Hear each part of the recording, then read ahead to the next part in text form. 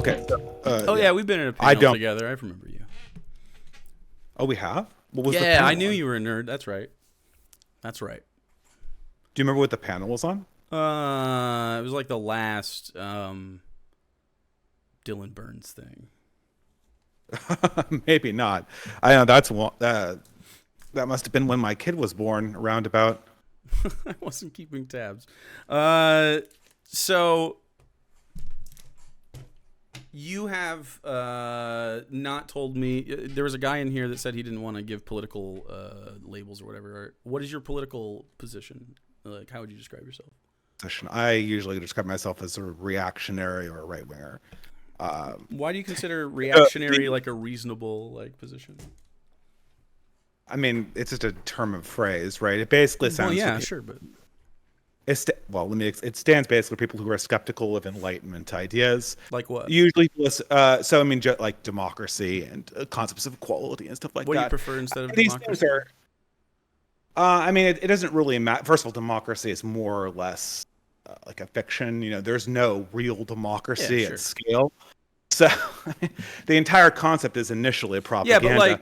Well, the idea though that like really the idea that it's like kind of democratic application really controls government or makes it better is that's not really borne out through history. You can look at people like the have you ever studied selectorate theory or any of these other authors like Mosca and Pareto?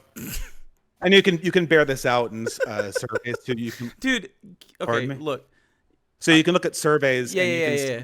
Hold on. I want to ask you a question. Popular opinion. I want to ask you a question.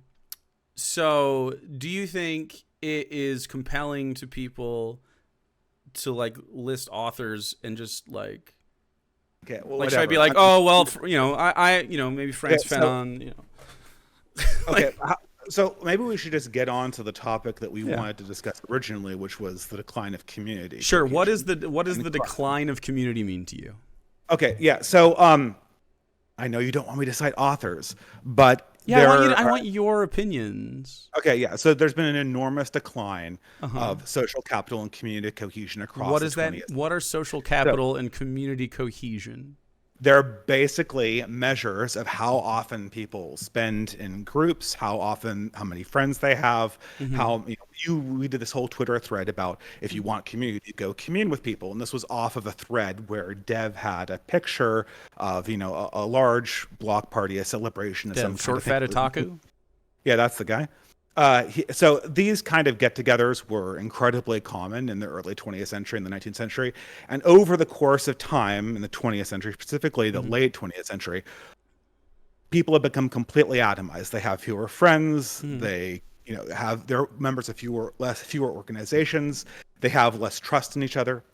If you ask people how much they trust what other people say, it's just rock bottom and sinking. And so we end up in the early 20th century as it's a bunch of atomized individuals, and people see photos. Okay, I get it. Why do you think this is? I don't care about your monologue, man. What do you think? Why do you think this is, though? That's a good question. A lot of it is technological to a certain degree. Some of it is economic, obviously. People work in more disparate places. But a lot of it also is cultural. There's a larger culture of individualism. There's a decrease in religiosity, which is associated with people who are religious. Do you think religiosity is a good thing? Generally, for this particular metric, it certainly is. Can I turn this around? Why do you think the phenomena I just pointed out happened?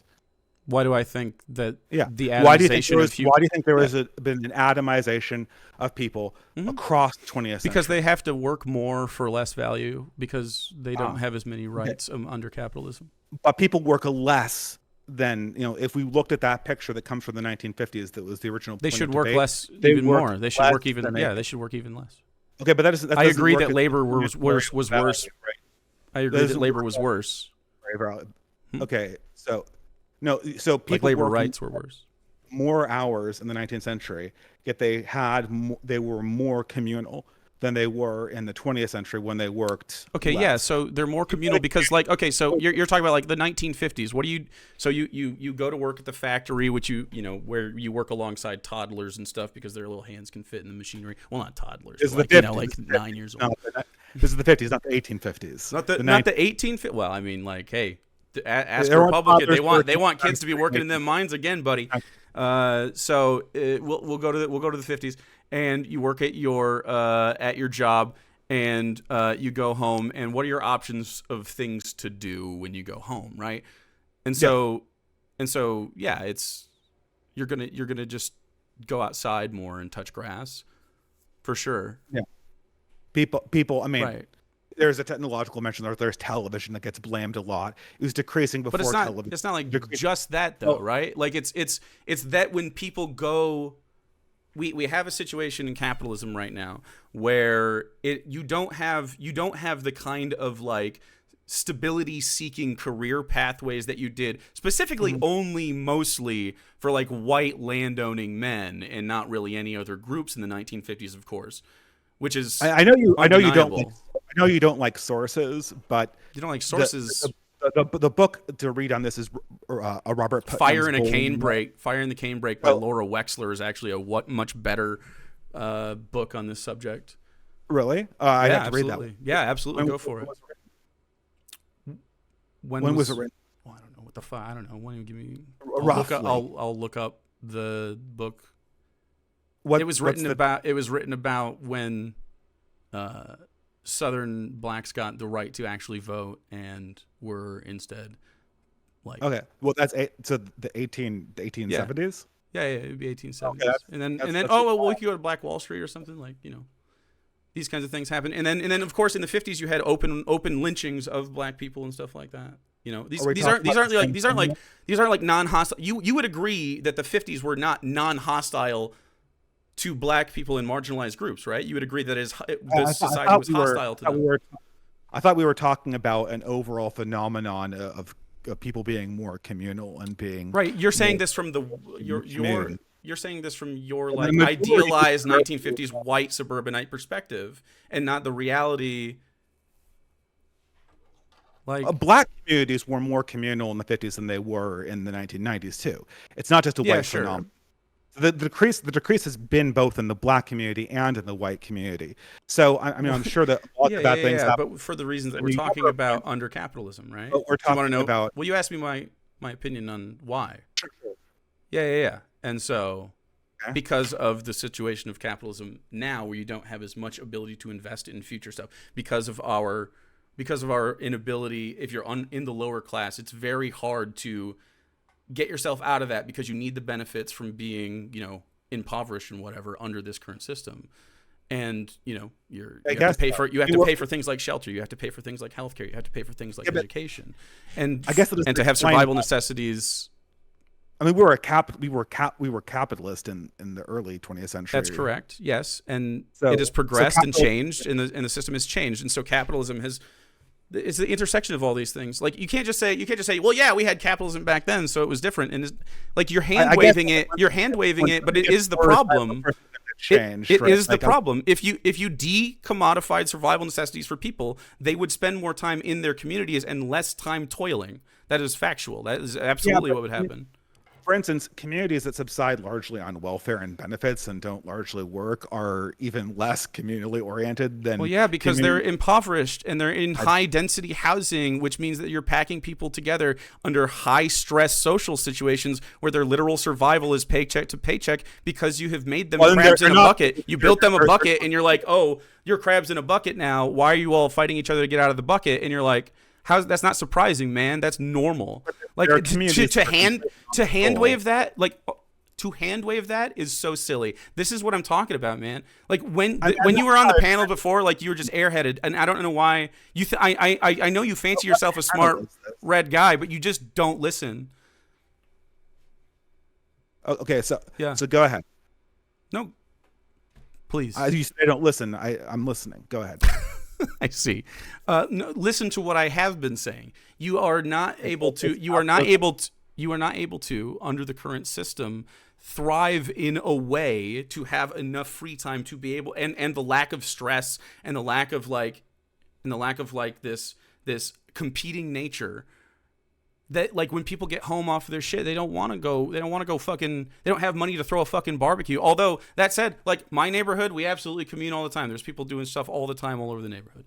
It's super normal. Okay. But this is because we live in a low density, we still have low income, but we have low cost of living. So you see people able to do these things more often because we're not stacked on top of each other in low moving spaces. Like, are you for or against like walkable cities, for instance? Well, I would definitely create walkable cities. That does not mean I accept the current managerial elite's plan to managerial elite. Well, I don't want a corporation in charge of fucking city planning either. Yeah, exactly. So, sure, walkable cities sounds awesome, right? Let's build more houses and let's get our urban areas looking better. Our urban areas looking better is such a, like, this is what I mean, like, because to you that sounds like a particular way under your idea of what is like a good community. Mm-hmm. Yeah. Do you see what I mean? Like crime. That's what one thing that came up aesthetically and everything, right? Like you have these like opinions. Crime destroys communities. That's okay. Why does crime happen? Housing. Why does crime happen? Crime happens because of a lack of order. Because a lack of order. And where does lack of order stem from? Where does lack of order stem from? Two places. One, a moral system that people believe in the best case scenario. Second case scenario, guns. No. That's not what I asked. Where does disorder come from? Disorder is a natural state of things that emerges out of a power vacuum. If there's no person claiming power, dude. So where does disorder come from in society? Where does this come from? Where are you finding the like conflict, right? Like when you're saying crime. So crime, you mean like property theft and crimes of like they're robbing the Walgreens. They're or murder. Yeah. Or murder. Well, murder happens often in the process of like these struggles, right? Yeah, or people just kill each other, right? Right, but okay, so most murders are like we could talk about the fucking men again. Most murders are men killing their loved ones. That's maybe. Factual. That's not a maybe. That's factual. Maybe. Come on, a lot man. Of it. Oh my God. Most murders are men killing their loved ones. This is true. Whether it's their spouses or their children. Let's grant it for the sake of argument. I'd have to look at the stats. Okay. Is something wrong? Yeah. I granted your point, so let's grant it for the sake of It's fine. Yeah. I don't understand what's wrong. You seem to be upset. Yeah. I mean, I'm not really upset. It's like, you just... We're just having a conversation here, okay? Yeah. So anyway, yeah. Crime comes from what? Just disorder. Yeah, it comes just a lack of people with guns ordering things. So if the government is that actually what you think? Yeah, if there's a lack of that's interesting. So yeah, come to conflict. What do you think causes crime? Lack of security and social security within each other, like lack of sounds security. Pretty similar. No. Because you imagine security as a human being who themselves may not have security, right? Aiming violence toward a group of people in the name of order. That is your opinion of order. That's fucking insane. Do you need that around your house to maintain peace? Do you need the threat of violence to maintain peace in your home? You actually, if the government of this country do you need the threat of violence in your home to maintain order? Not immediately, because of course not. So remember, right? So listen. Do you? And why is that? And why? Hold on. No. Stop. Stop. Second one was the listen. Violence. Why is that? Why do you not need to threaten violence to maintain order in your home? Because I trust people are moral next to me, relatively speaking. Unless like the people in your home, your family, whatever you got going on. Yeah. If people were starving, then there would be an immediate crime as soon as the order went down. If people were starving, that is interesting. So what causes crime is not in fact the lack of order, but is in fact the lack of well-being.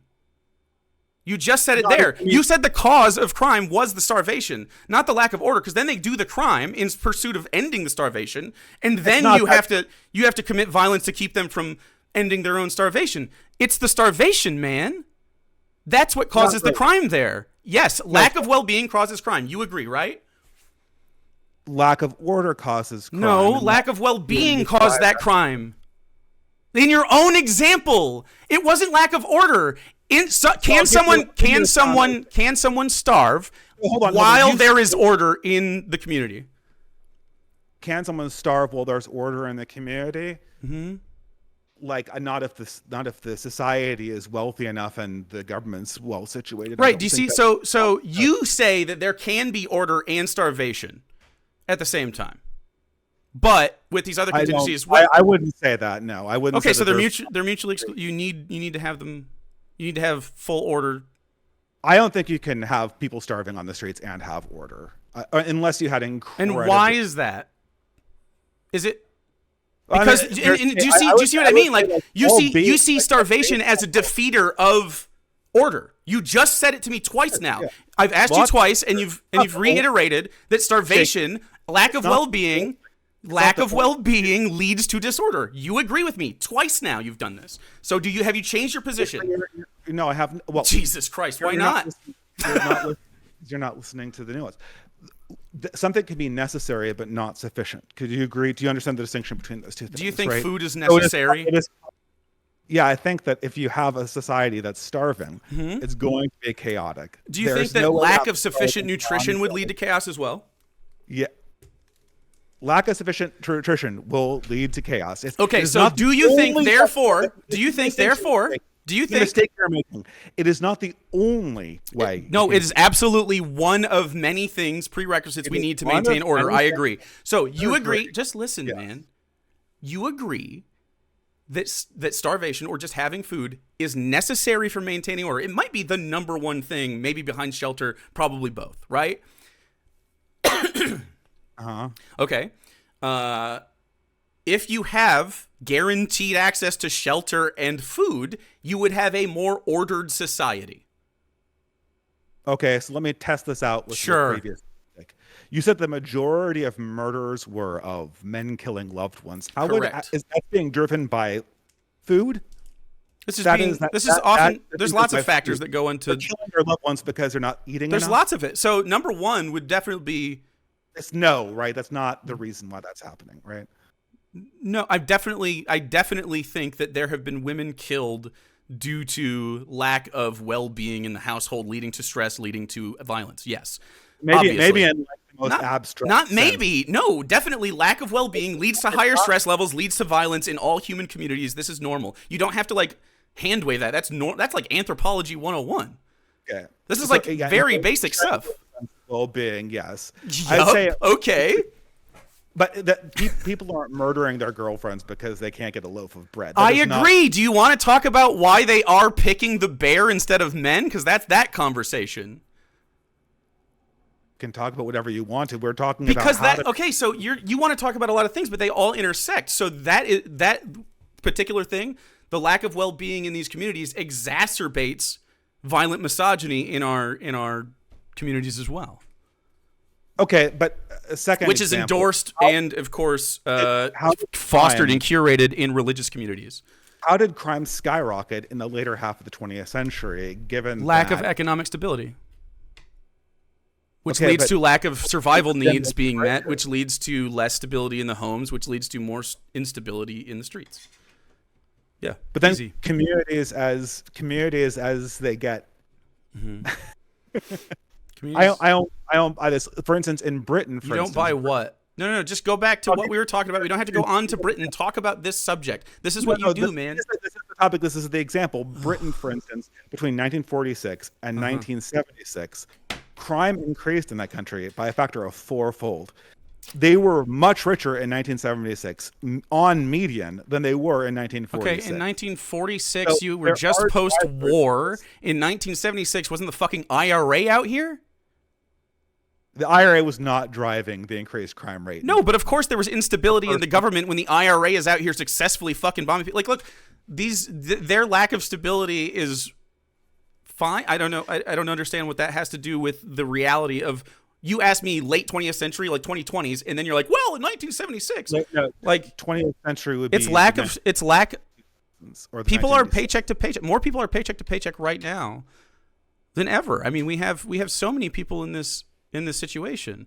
We have more, the wealth and distribution is not correct. We have people working labor and not getting paid the amount of profit that they are generating. They should be sharing in their profits. Sure, I actually do agree that we need to massively reform the financial system. It would be the labor system specifically, not the. I mean, I guess it would be financial ramifications, but labor. The financial system is the cause of these problems. Well, yeah, right? Capitalism is definitely the cause of these problems for sure. Yeah, well, specifically capitalizing survival necessities, because you agree that if you don't have survival necessities, that increases instability, which increases crime, which is something that you don't want. But you think that throwing guns and police at the fucking thing is what we need to do, but you're not even providing well-being to the fucking police that are doing the policing. And so you see, in 2023, there were more killings by police officers than ever. So, for instance, in the United States, to use a different example, right? You're gay? The crime rate went up when we implemented higher forms. Are you of homophobic? welfare. So, Cross, pardon me? Are you homophobic? What does that have to do? I'm not talking about anything having to do. No, with I know, but your fans are saying like homophobic shit, and they're getting banned in my chat. Whatever. Well, not whatever. Do you disavow? No, I don't. Why not? Why not? What? Because I don't disavow random things that people say on the internet. No. I mean like homophobia though. That's easy. In the 1960s. All right, just testing the waters here. Sure. I don't give a fuck about your moral sensibilities. I don't share moral sensibilities. You're like this pro culture. Oh my God, someone said a bad word in my chat. It's not a bad word. It's like you're being homophobic, man. It's not like I'm just asking if you are. Do I seem upset? Jake, manage your own chat and listen to the. Well, they're your little fanboy. Okay, whatever. So here we go. In the whatever. In the 1960s, for instance, it's not simple as the welfare. For instance, do we live in the 1960s? Is this crazy? Yeah, no, but that's when the big crime increase happened, right? In the 20th century. In the 20th century in America, in the 60s, during the civil rights movement. Yeah, well, just afterwards. Yeah. After the civil rights movement was the 70s. Yeah, so the 60s, the Civil Rights Act was what? 1968, 1969. You are correct at the timeline. The Civil Rights Act happened, and then there was a massive increase of crime. Now we can argue there was a massive increase of crime, right? Well, are you contesting that there was a massive increase in crime in the 60s and 70s? I believe that the police arrested more people. Yes, absolutely. There were more murders occurring. Okay. Yeah. Absolutely. The murders increased. Yeah. Okay. So regardless of who got arrested, more people were getting murdered. Mm-hmm. Way more people were getting murdered. Yeah. So you had, do we want to talk about the 60s and what was going on? There's lots of social reasons this was going on, more than one reason. What reason do you think was what it was? Well, I'm saying, do you think it was like the Vietnam? Do you think it was race tensions? Do you think it was economic disparity? Do you think it was despair? Do you think it had anything to do with the drugs? Do you think it had to do with the crack? The CIA. Yeah. Drugs, racial tensions, and a declining moral. And the racial tensions came from where? Where did the racial tensions come from? Politics. I mean, they came from politics. That is such a fucking baby ass answer. Where did the racial tensions come from? What was the civil rights movement about? Can you acknowledge that? Acknowledge the existence of the civil rights movement. Are you pro or anti the civil rights movement? Personally, just you speaking. I think that some elements of segregated society were definitely humiliating to African Americans, but I think that the 1964 Act needs to be essentially. Do you see some benefits to segregated society? No, I don't think it's particularly useful in the modern world. Oh, okay, but only the modern world. Was it useful back then? Do you think if we had never integrated, it would have been better? I think what I am a huge believer is in freedom of association. I think that kind of like using hard racial discrimination like in the South is pretty gauche and low class and probably was not very effective in improving anything. Mm-hmm. And so some change obviously needed. But you have no ethical compunction opposed to segregation. You don't have an ethical problem with it. You're just like, from a utilitarian standpoint, I don't think it helps us fucking be popular. No, and I usually judge policy in a very utilitarian way. I think. Well, sure, but utilitarianly speakingly, For instance, like I have an ethical problem banning game. Like for instance, I have an ethical problem with, say, keeping people apart. So if two people want to be together in a relationship, the state keeping them apart is an ethical violation, right? It's also unethical to not allow someone into your business because of their skin color. Well, okay, but that's okay. What? So this is, but free. See, the thing is, freedom of association. So you can just ban whoever the fuck you want, and you're like, the free market will sort it out. I don't think you can ban whoever you want. You're like, you should be able to ban white people from your business, and the free market will sort you out. I actually do think you should be able to ban. If you want to have an African-only business and it's small enough and it is not an essential service, I see no problem with doing that. I'm perfectly fine if black people want to do that. Fiera, I wouldn't do it myself personally, but I have no problem if Africans want to create black-only businesses. But that's because you want to. But that's because you want it for you, right? That's not because, not really. I would never do that for me. You wouldn't go to a white-only space? I'm more a person who looks to like religion as an organizing principle. So, Well, right. And you said that, by the way, when we were talking, you said that this was religion as an organizing principle. You said that this wasn't even relevant to your opinions, but you used the word degeneracy and talk about this, and then just said that religion is your favorite organizing principle, which is just fucking crazy as a thing that literally doesn't exist. And you seem like a guy who might use reason to deduce why things exist. But are you just like a I have faith guy, or do you have reasons for believing in your faith? So when I said religion had no bearing on the crime argument, I meant just that. Like, there's no religious argument. I said, for me personally, I am organized in a moral community. That's right. I definitely disagree that you organize in a moral community. I think it's quite a moral community. I know what you mean. By moral community, I mean one that organizes around the shared moral. So if you know what I mean, then stop pretending like you don't. I didn't pretend like I didn't. I was saying that I think you're immoral. So what do I mean by moral community? I mean that it has a community that organizes over the similar moral. Yeah. Okay. Yep. You got that? I was obviously a couple steps ahead. I had to walk back for you. Yeah. Okay. Yeah. So you asked me personally about like how. Because it's foundational to your fucking core, dude. You can't tell me that you're religious and it has no bearing on your politics. Because it obviously does. Yeah, of course, all beliefs. That's so stupid. You don't have to be a dumbass. Oh, I thought didn't I just agree with you, Jake? Why are you calling me a dumbass? Because you're religious, and I words even out of my mouth to agree with. It might sound really harsh, but it's not. You have this thing where you ask me a question and you talk over me. That's really irritating. Can you stop doing that? Yeah, you're doing it to me. So, why do you think that your religion is true, and we should use this? No, we should use this moral center at your political center because it drives your politics. Why do you think this is true? No, we're talking about crime and the incidence of crime. Okay, the number one committers of crime are white Christian men. This is 100% true. Have you heard the term per capita? Yeah. What does per capita mean? That is the number one perpetrator of abuse and crime. The number one perpetrator of crime is white people. Christian white men.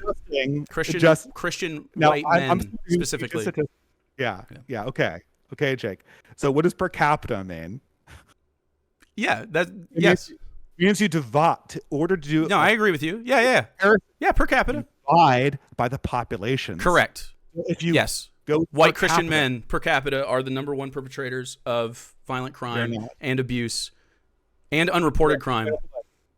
Yeah, and unreported abuse. The FBI statistics very clearly show that 13%. The FBI is made up mostly of white Christian men. So they're faking their statistics? No, of course not. They're just not perpetrating the law to its full degree. If we perpetrate a law to its full degree, murders, Jake. Most murders get murders, abuse and violent crime, sexual abuse, for instance. That's the number one. You're also the number one perpetrators of that. White Christian men. The reason why I'm using murders is you're 1350ing, but being pussy about it. Yeah, because that's true. It's not true. Why isn't it true? 13% of the population is arrested for 50% of these violent crimes. Well, you think, okay, so this is how you check it, right? Because the FBI has statistics. You're literally just 1315. This has been debunked a million times. It doesn't. We don't have to go over this again. Holy fucking shit! Then debunk it for me again. Because oh my god, dude! It's just an untrue statistic that is from an okay. But we have to talk about a concept that you don't agree with, and then you're just gonna say, well, I don't agree, and that's it. No, I'll tell you why I believe what I believe. Because you're a racist, man. Oh man. Oh my God, a leftist is calling me racist. But like but that is what racism is, right? Because you have this opinion. You have this opinion. It's opinion. So it's racism not based in facts, man. Well, then please enlighten me about where my thinking is wrong. Yeah. With this. So we have murders. Most murders have a high clear rate. Clearing means they get the person that they murdered. And you also can't cover up murders very easily. It's not like there can be tons of murders in white communities and just people don't notice it, right? Like if there was a huge murder rate in the white community. Yeah, so this isn't the stat. It's all violent crimes, not just murders. And it's no. The stat is murders. You can look at the stat with murders. Do you want? I mean. Okay, so here's the reason. Here's the reason. So when you have a situation that we talked about earlier, when your well-being is made less stable by the government, do you think that you would have higher or lower rates of crime systemically for hundreds of years? Do you think? Let's establish. So first of all, you would expect a spike in any group that was subjugated by the governmental power at B in any country, and this happens all over. You say, I bet you have the same take about Palestinians, don't you? What about? Do you have the same take about Palestinians in Israel? Ask me specifically what about Palestinians. Okay, do you believe there's a genocide going on in Gaza? Yeah, there's a huge war, and it looks like the government wants to ethnically cleanse Gaza. Okay, good. There's also an ethnic cleansing going on in Armenia, but no one's talking. Okay, yeah. There's tons of ethnic cleansing going on all the time. Okay, so do you think that there are higher rates of crime in Palestine? And there are, obviously. There will be higher rates of crime, and there have been. And this has been a thing that like Zionists use. And since you're not a Zionist and you agree with this position, you should be able to listen. They use crime stats, and they're like, oh, look, Hamas is doing this, and there's all these crimes and shit. Look at they'd throw you off the fucking building if you were gay or whatever. And they say these things, and it like literally stems from a lack of stability in a situation, right? And it's not because there's 100%. This is what causes crime is a lack of order. Not a lack of order. The kind of order there is like they're behind an apartheid wall, and you're like, oh, that's cool. But now we have a systemic system where you have systemics where the country is built on the back of slavery, and this socially does not wash out of our personalities. The South is rife with it, and you know that this is true. I want to return to. And so you know that a lot of these statistics come from states, specifically in the red areas that used to have institutionalized slavery. For instance, the number one incarceral state in the Union is Louisiana. Next is Mississippi. Then it's Alabama. Then it's fucking Texas. And it goes on. It's all red states. And they over-incarcerate these communities on purpose this is proven as a retributive action towards their liberation. And in fact, they do so through a private prison system that quite literally incentivizes them to have black bodies doing slave labor, which is allowed under the Constitution, in their prisons. I'm going to guess that the carceral pattern you're pointing to does not trace Republican states, but states with it absolutely does. It absolutely does. It does. But I doubt Utah has a high carceral population.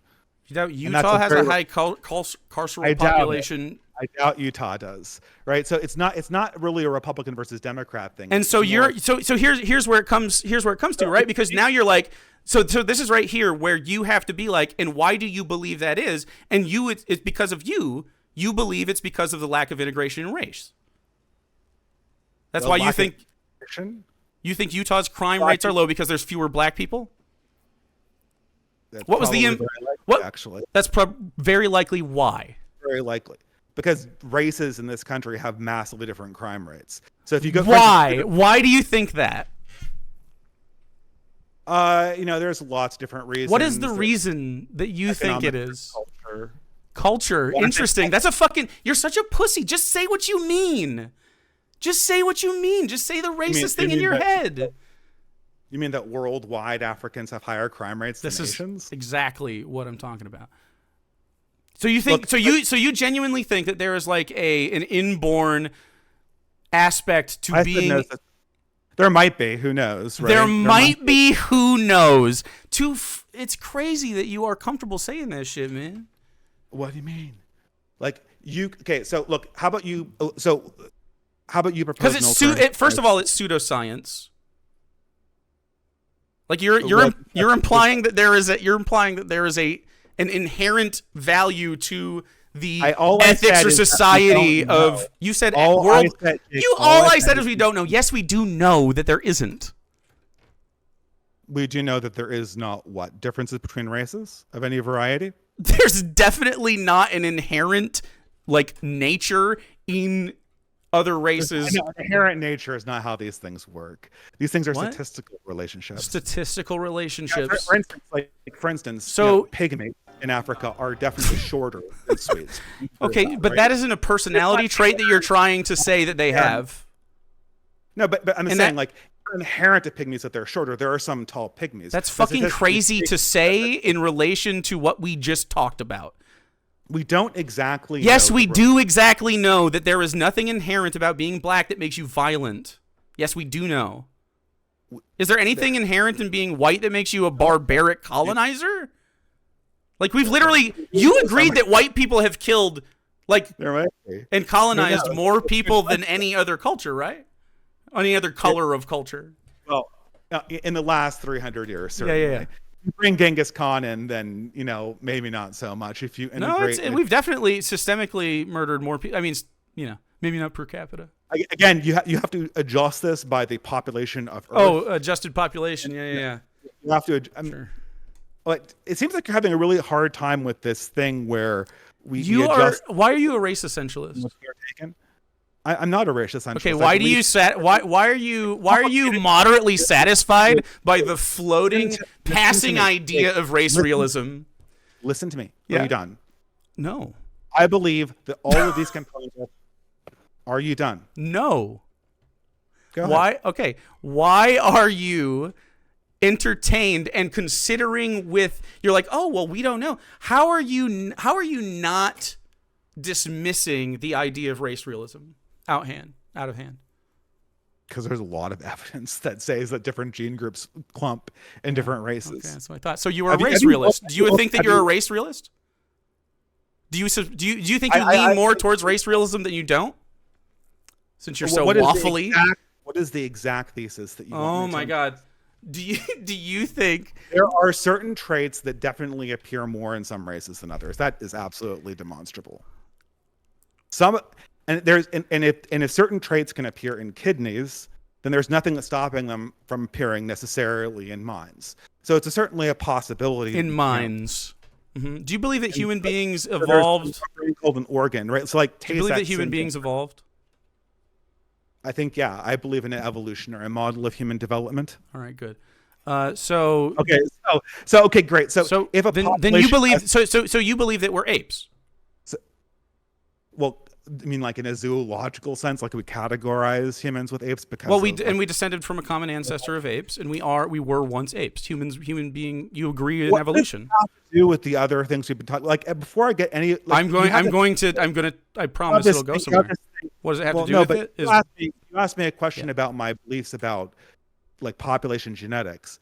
The thing is, you're a race realist. I want to see how far it goes. So we don't know how far. I want to see how far your race realism goes. Okay, so we know that there's differential patterns in the behavior. What does that mean? We know that. So, for instance, in certain races, the liver function is significantly different. Liver function, does this have anything to do with like societal construction and personalities and things like that? Okay, but how can you make a race realist if argument? There is enough, Jake. This is. First of all, you're not respecting the fact that I'm exploring this as a possibility. Yeah, I do not respect that you are exploring the possibility of race realism. That's true. So what is there no one in the world that can't believe that this is possible or a possibility without believe it? Oh, without risk of what? Why? I don't understand. Why is that such a ridiculous position? Why is race realism a ridiculous position? Because It's pseudoscience, man. You're like on phrenology shit. So this is like third wave like white supremacy. Like, so I don't know why you're riding it, bud. It seems so stupid, and it's so interesting because like you have all these like essentially Nazi positions, but like without like being able to put your chest to it, and it's so fascinating why you worm around. This is like our second or third interaction, and it's worm is what I'm getting. I really want to know what our first two interactions were. I want to look. It was all Dylan Burns shit, and you got kicked off really quick because no one likes you. But it's funny. I have never interacted with Dylan Burns. It must have been. I thought it was a Dylan Burns panel. I could be wrong. I think you're thinking of someone else. I don't. No, 100%. I would not forget your brand of personality. It was at least once. So you're of the opinion that you can't say like this could be something if you go correct. To something like Wade's. Nicholas Wade was a New York Times reporter, and he did a survey of this science in 2014, I think, called An Unfortunate Inheritance. He's a progressive guy, and he a progressive guy. I mean, he's a progressive guy. He was somebody who definitely believed in full integration of the races across the board, and he looked at all of the science that we have associated with stuff, and it's a high possibility that there are differential distributions of genes, and those distributions of genes partially correlate to different ways that the brain functions on average. It's not like you can do something like any individual. It tells you nothing about individuals. It only tells you about average behaviors at a population level. That's all it says. Nothing about individuals. And you can go to multiple surveys. I think it's funny that you are like, yeah, man, I got this one little thing that I'm like, oh, maybe I can have a little race realism as a treat, and you allow it to yourself. It's cute, okay, dude. what if it's race like, realism is true? Like, what if race realism is true? High possibility. It's not a possibility that race realism is true. There's no evidence to suggest that whatsoever. So but there are a lot of genetic studies. There are a lot of statistical studies. There are not, actually. It's a natural consequence. Oh, you can look at it. I mean, we can't relitigate statistics right now, but you can read that book I recommended, and maybe there's answers for all that stuff. But I'll have to, I'll have to see it, because it doesn't matter. Like, men and women are different genetically too. It's not a big deal. It just has to be taken into consideration when we talk about those populations. Men are much more likely to commit murder than women are, right? So, white Christian men, for sure. But yes, definitely men across the board are. Men are the number one perpetrators of crime on the planet. Again, we say white men are the most likely. White Christian men. Okay, white Christian men are the most likely to commit abuse and you keep going murder. Abuse and crime. Murder because abuse and crime, not murder is what I'm not. My claim is not that they commit the most murders. My claim is that they commit the most abuse and crime, and that is true. They commit the most sexual abuse. They commit the most regular abuse. They commit the most crimes. That's true. Abuse is a hard thing to measure. Murder is a very abuse is not a hard thing to measure. It's either abusive or isn't. Do you spank your kids? No. The thing is the do you spank your kids? I think I spanked my kid once, maybe. No, but that's irrelevant. I mean, like that's an abusive act. You shouldn't hit your kids. My God, it's an abusive act. So it is. Don't hit your kids. Do you have kids? No. Sometimes you got to hit them, but I have But I have cared for children many times in my life. The thing, well, that's amazing, and haven't hit them. Everyone should. When you have your own, you get to hit them a little, right? Well, you get to hit your kids a little because you're a good dad. It's worse. The reason why abuse is a worse statistic to measure violence than murder. It's not. It's not. Abuse is the number one. Is a big hard to cover up, and abuse very much is. Abuse is dependent. Right. A lot of abuse sure. reported. Sure. So we don't know. We do actually know. We actually do know. Murder is occurred. I guess most of the time we know. If abuse occurs, most of the time we don't know. Next time. Do you agree with that statement? Listen to the statement and tell me if you agree with this statement. Mm-hmm. Most of the time when murder occurs, we know that it occurred. Sure, most of the time when abuse occurs, we don't know that it occurred. Do you agree with that statement? Sure. It's more materially certain. Yes. And so because it's more materially certain and less dependent reporting biases. You're wrong though, because abuse is more common than murder, and it often happens, and it's abuse definitely is more common. And it happens whether or not you have a police report or not. It still happens, right? Do you agree that abuse happens whether, like, if someone abuses you in the woods and there's no one to hear it, were you abused? Yeah, but it's hard to measure. So it doesn't matter if it doesn't matter if it's hard to measure. You know abuse happens at a higher rate than is reported, correct? You know it is. Yeah, definitely. Obviously. All crimes happen at a higher rate than they're reported. But murder white Christian men is very close to how it actually occurs. Do the most reported of this. So one could surmise that they do also the most unreported abuse. It's actually very comparable. It's very comparable. Can I ask you, do black men, are they the most likely group to commit murder? I'm going to calibrate. Say that back to me, Jake. Black men in America are the most likely. They're the most often convicted for murder, yes, in the United States. Are they most likely to commit murder? In the United States, they will often be the most common murder convictions. Yeah. So you believe in the police too much. So yes, I agree that I agree to. So yes, so here's why though. Here's why though. And it's not 1350. You fucking racist. It's so. You don't listen whenever this conversation happens. Right wingers turn their fucking brains off and they're like, got him, right? 1350, right? Got him. I just said 1350, and you have to agree. You're not listening. So you deflected. White Christian men are the number one perpetrators of all crime and abuse, and that is true. To 1350 reflexively, because you're like, oh, but I'm white. I don't want to. Just like it's just true. It's just true. You don't have to be. You don't have to 1350 and try to like scooch out of the way of it because you're wrong about it.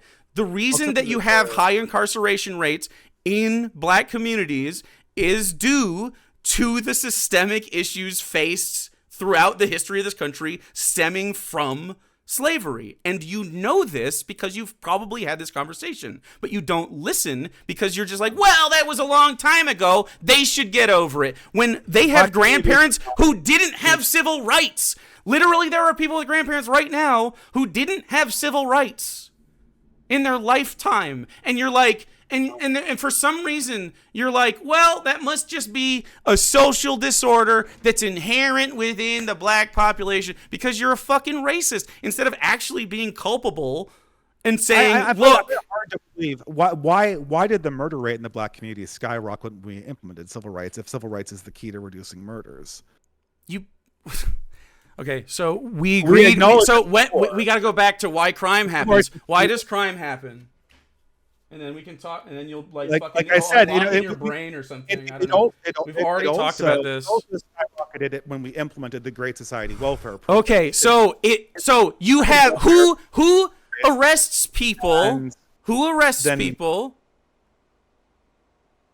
The police. We can do victim reporting too. It doesn't always have to go through police. If we do victim reporting, if we stop listening to the police, you start to get away from 1350, and it starts to defeat your argument. However, here's the reason. Here's the reason. We can steel man it. Don't worry about it. We can steel man it, and here's the reason. The reason is after the civil rights movement, there was a concerted and direct effort by the white institutional powers that be to incarcerate at higher rates these people that were out from underneath their boot. This is systemically true. We have examples of like redlining, ghettoization. We have examples of, how we had to do different hiring practices. And you see this throughout with race riots, with race tensions in general. We see it through the art that's reflected through the fucking people that talked about it who were experiencing this racism.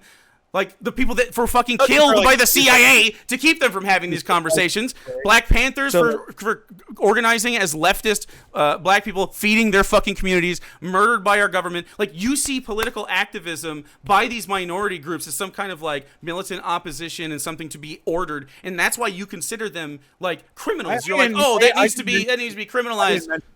Panthers of course you didn't mention it, but of course you don't agree with their political persuasions because you're a right-wing reactionary. I don't have to ask you how you feel about the fucking Black Panthers. You're a race realist. You're a worm.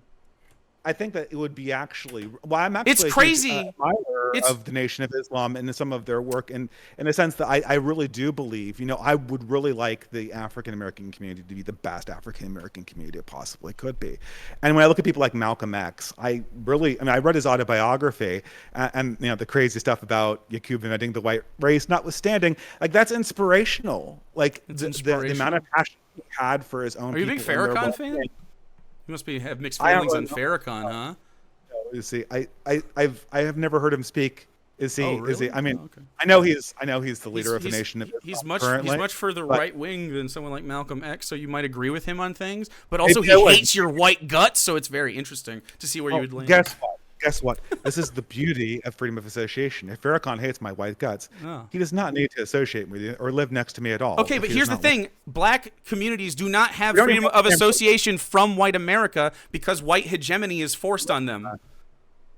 Maybe we should work on giving them freedom of association and Okay, getting them but places what do you mean by freedom of association? Because when you talk about that, I don't think you mean that they should just have their needs met like any other people, and they should be left to their own devices and have the government out of their lives. Like, you mean they need to be ordered and structured in a society that you deem they should be inside of, and to be ordered within the particular structure that you believe in. Yeah, I mean, I would kind of support two models. I think that there would be, I could see two models going. One would be a total freedom of association community that had complete home policing. I think that might be an interesting experiment to run. Another interesting experiment, well, the other option is like in urban areas. In urban areas, we have to completely control the crime. We can't have like a section of I don't a understand city. why you think. Okay, so controlling crime. You keep talking about crime. Like El Salvador, And do you live in a like city? El Do you live in a Salvador, city? right? Do you live in a city? I used to live in Seattle. Now I live on the outskirts of New York. Okay, and so we agreed. We New agreed York is all. really. We Have you agreed seen New York? already what causes crime. It's lack of stability and survival necessities. We agreed. That is one. That okay. is the no. It's like the number one thing. Many things that can cause crime, not the only one. It's the You think number it's one. number one. The crime we are experiencing, Lack of the crime stability. we're experiencing right now, has not to do with food. It has I'm to not do talking about with, food. I'm talking about shelter and healthcare access and education access and upward mobility and lack of like living paycheck to paycheck and having access to food, nutritious food specifically, instead of having access to like very low end like garbage because that's all they can afford. And this is all demonstrably true. And these are social. These are just it's just socialism, and it would be very easy. And you agree that these are necessities to keep stability, but you refuse to just like get it. So wait, what proposal of yours do you think I'd be against? Just propose something, and I'll tell you if I'm against it or not. Okay, we'll start with healthcare because it's easy.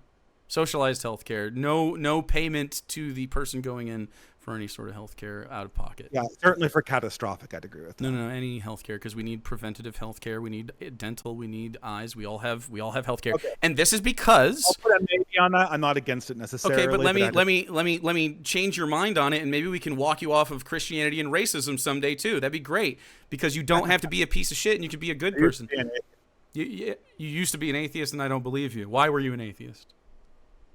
Why wasn't I an atheist? Yeah. I mean, I was a materialist for one, Uh-huh. right? And because I was a materialist, since most of the miracle claims contradict materialism, I rejected the entire thing wholesale.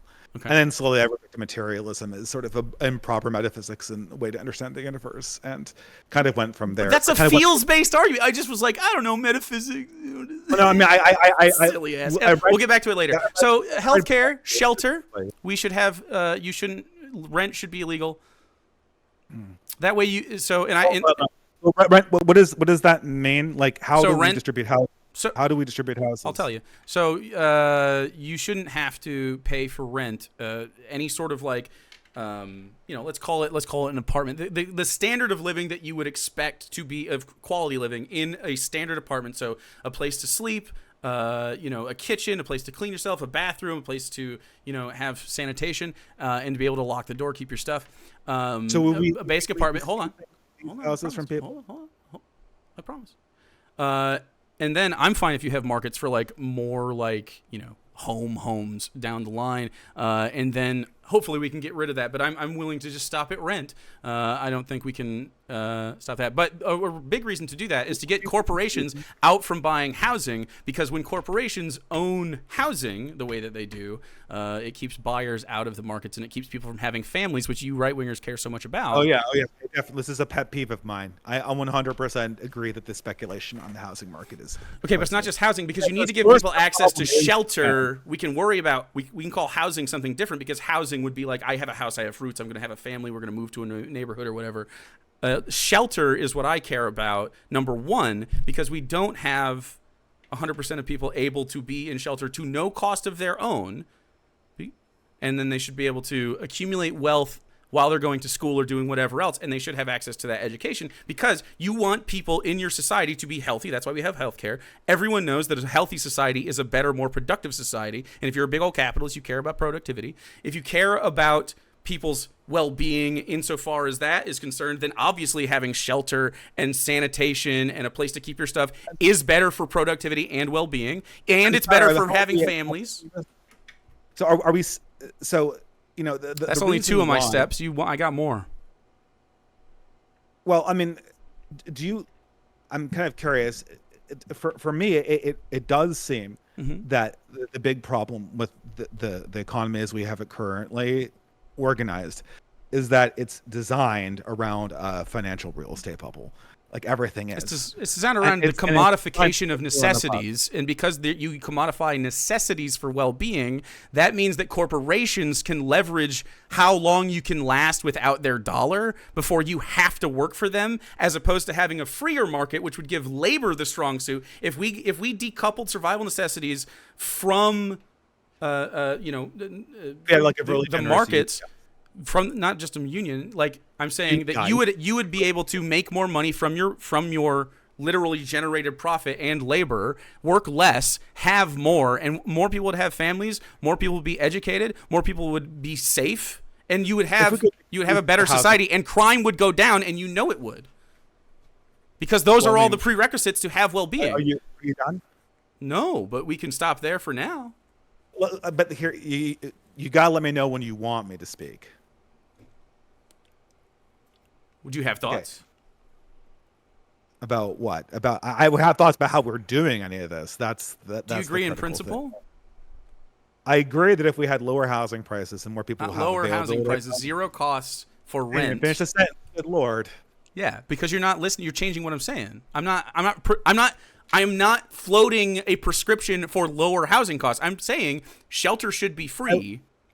I want fewer people to rent. But who is so if rent is free, who is paying for these properties? Well, the properties already exist, but also obviously the American government can't afford to make properties. Okay, so the American government it's like the projects, and they're being owned by the government. The projects? The projects. No. Listen, the projects exist in the way, and you have that pejorative nature when you say the projects, because that was a racist institution meant to ghettoize a group of people, and it was obviously meant to do that and to give them shitty living conditions, and that was the fucking problem, and that is not what I am proposing. I am not proposing shitty living situations. I use the word dignity.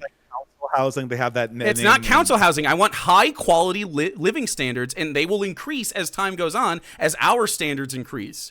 But the standards should be at minimum, like all your shit should work. You should be able to lock the door. You should be safe. You don't think that every single American deserves that? Are you a patriot, sir? Yeah. That would be ideal. Oh my God, but you're just so fucking pie in the sky. So we have literally the resources to do this. You should not allow corporations to own the apartment buildings. You could easily have. I agreed with that. Yes, and so who would own the apartments? Well, I think you could just have the government on them there. Good Lord, what the hell? Are you going to let me finish the sentence? Like you asked me a question, I started in a sentence, and you immediately interrupt me.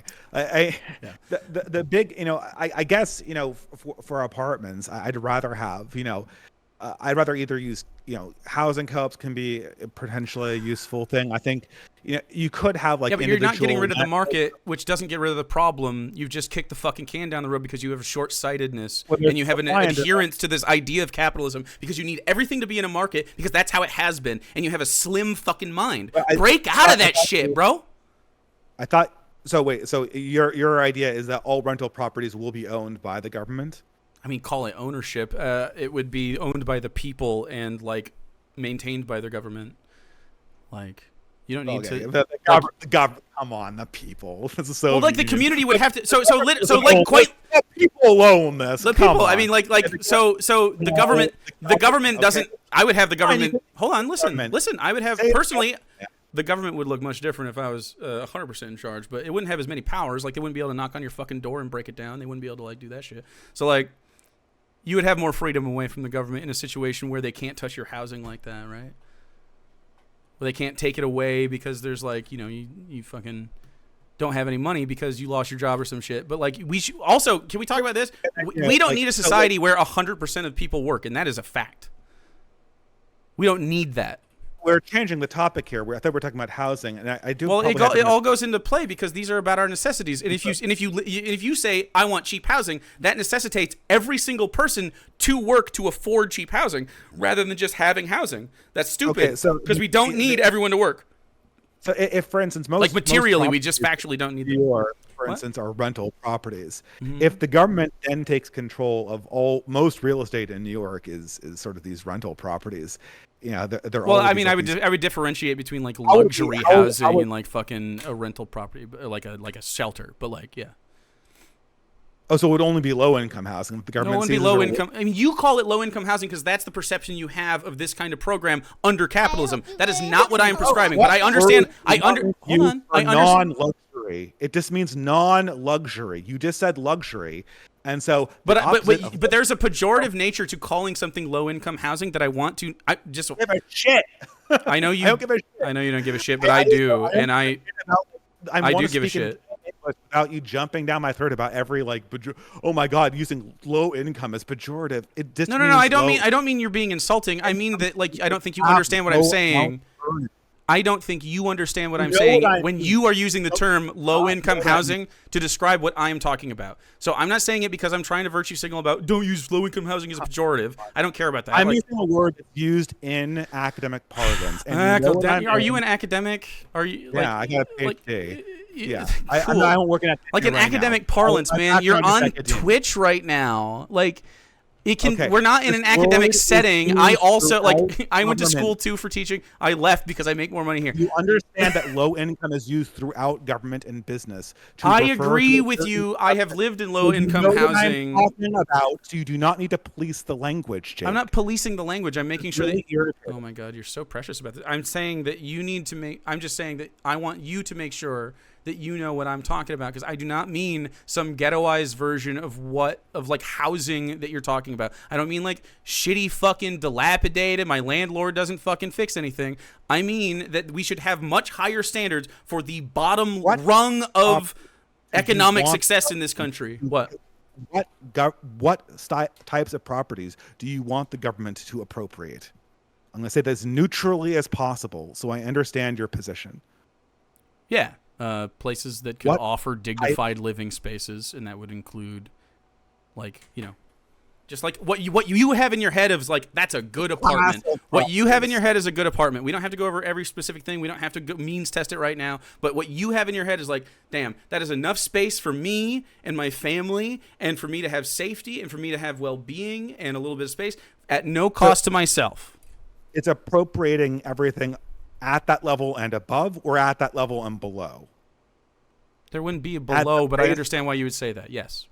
Look, Jake, you would you could upgrade it, but the goal would be to have a minimum standard of living that is much higher than what you conceive as the minimum standard. Everyone wants to have a higher standard of living. Not everyone wants. We literally it's not a question of want. We literally have the material capacity to do so in America. We are not struggling for this. We have the materials, we have the labor, we have the organization, we have the tools, we have the expertise, all of it to ensure that we have American citizens having a high level of life.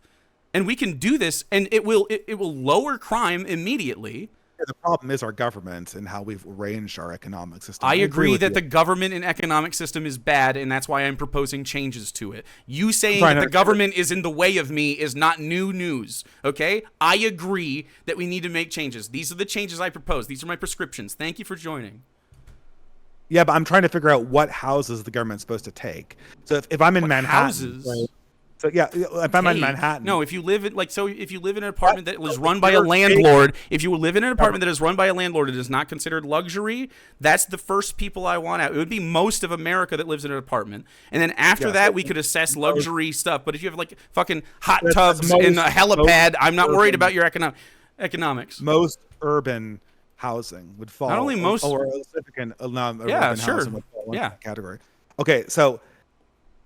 Until you get into luxury territory, like you're talking about, like the fucking, Park Avenue or whatever. Like you got the people that, have all these townhouses and they're fucking nuts. Like I get it. Like there's a difference in luxury housing and regular housing. But that said, I would eventually like to move away from, any of that. But I understand that we're capitalists and it's pretty hard to move on from.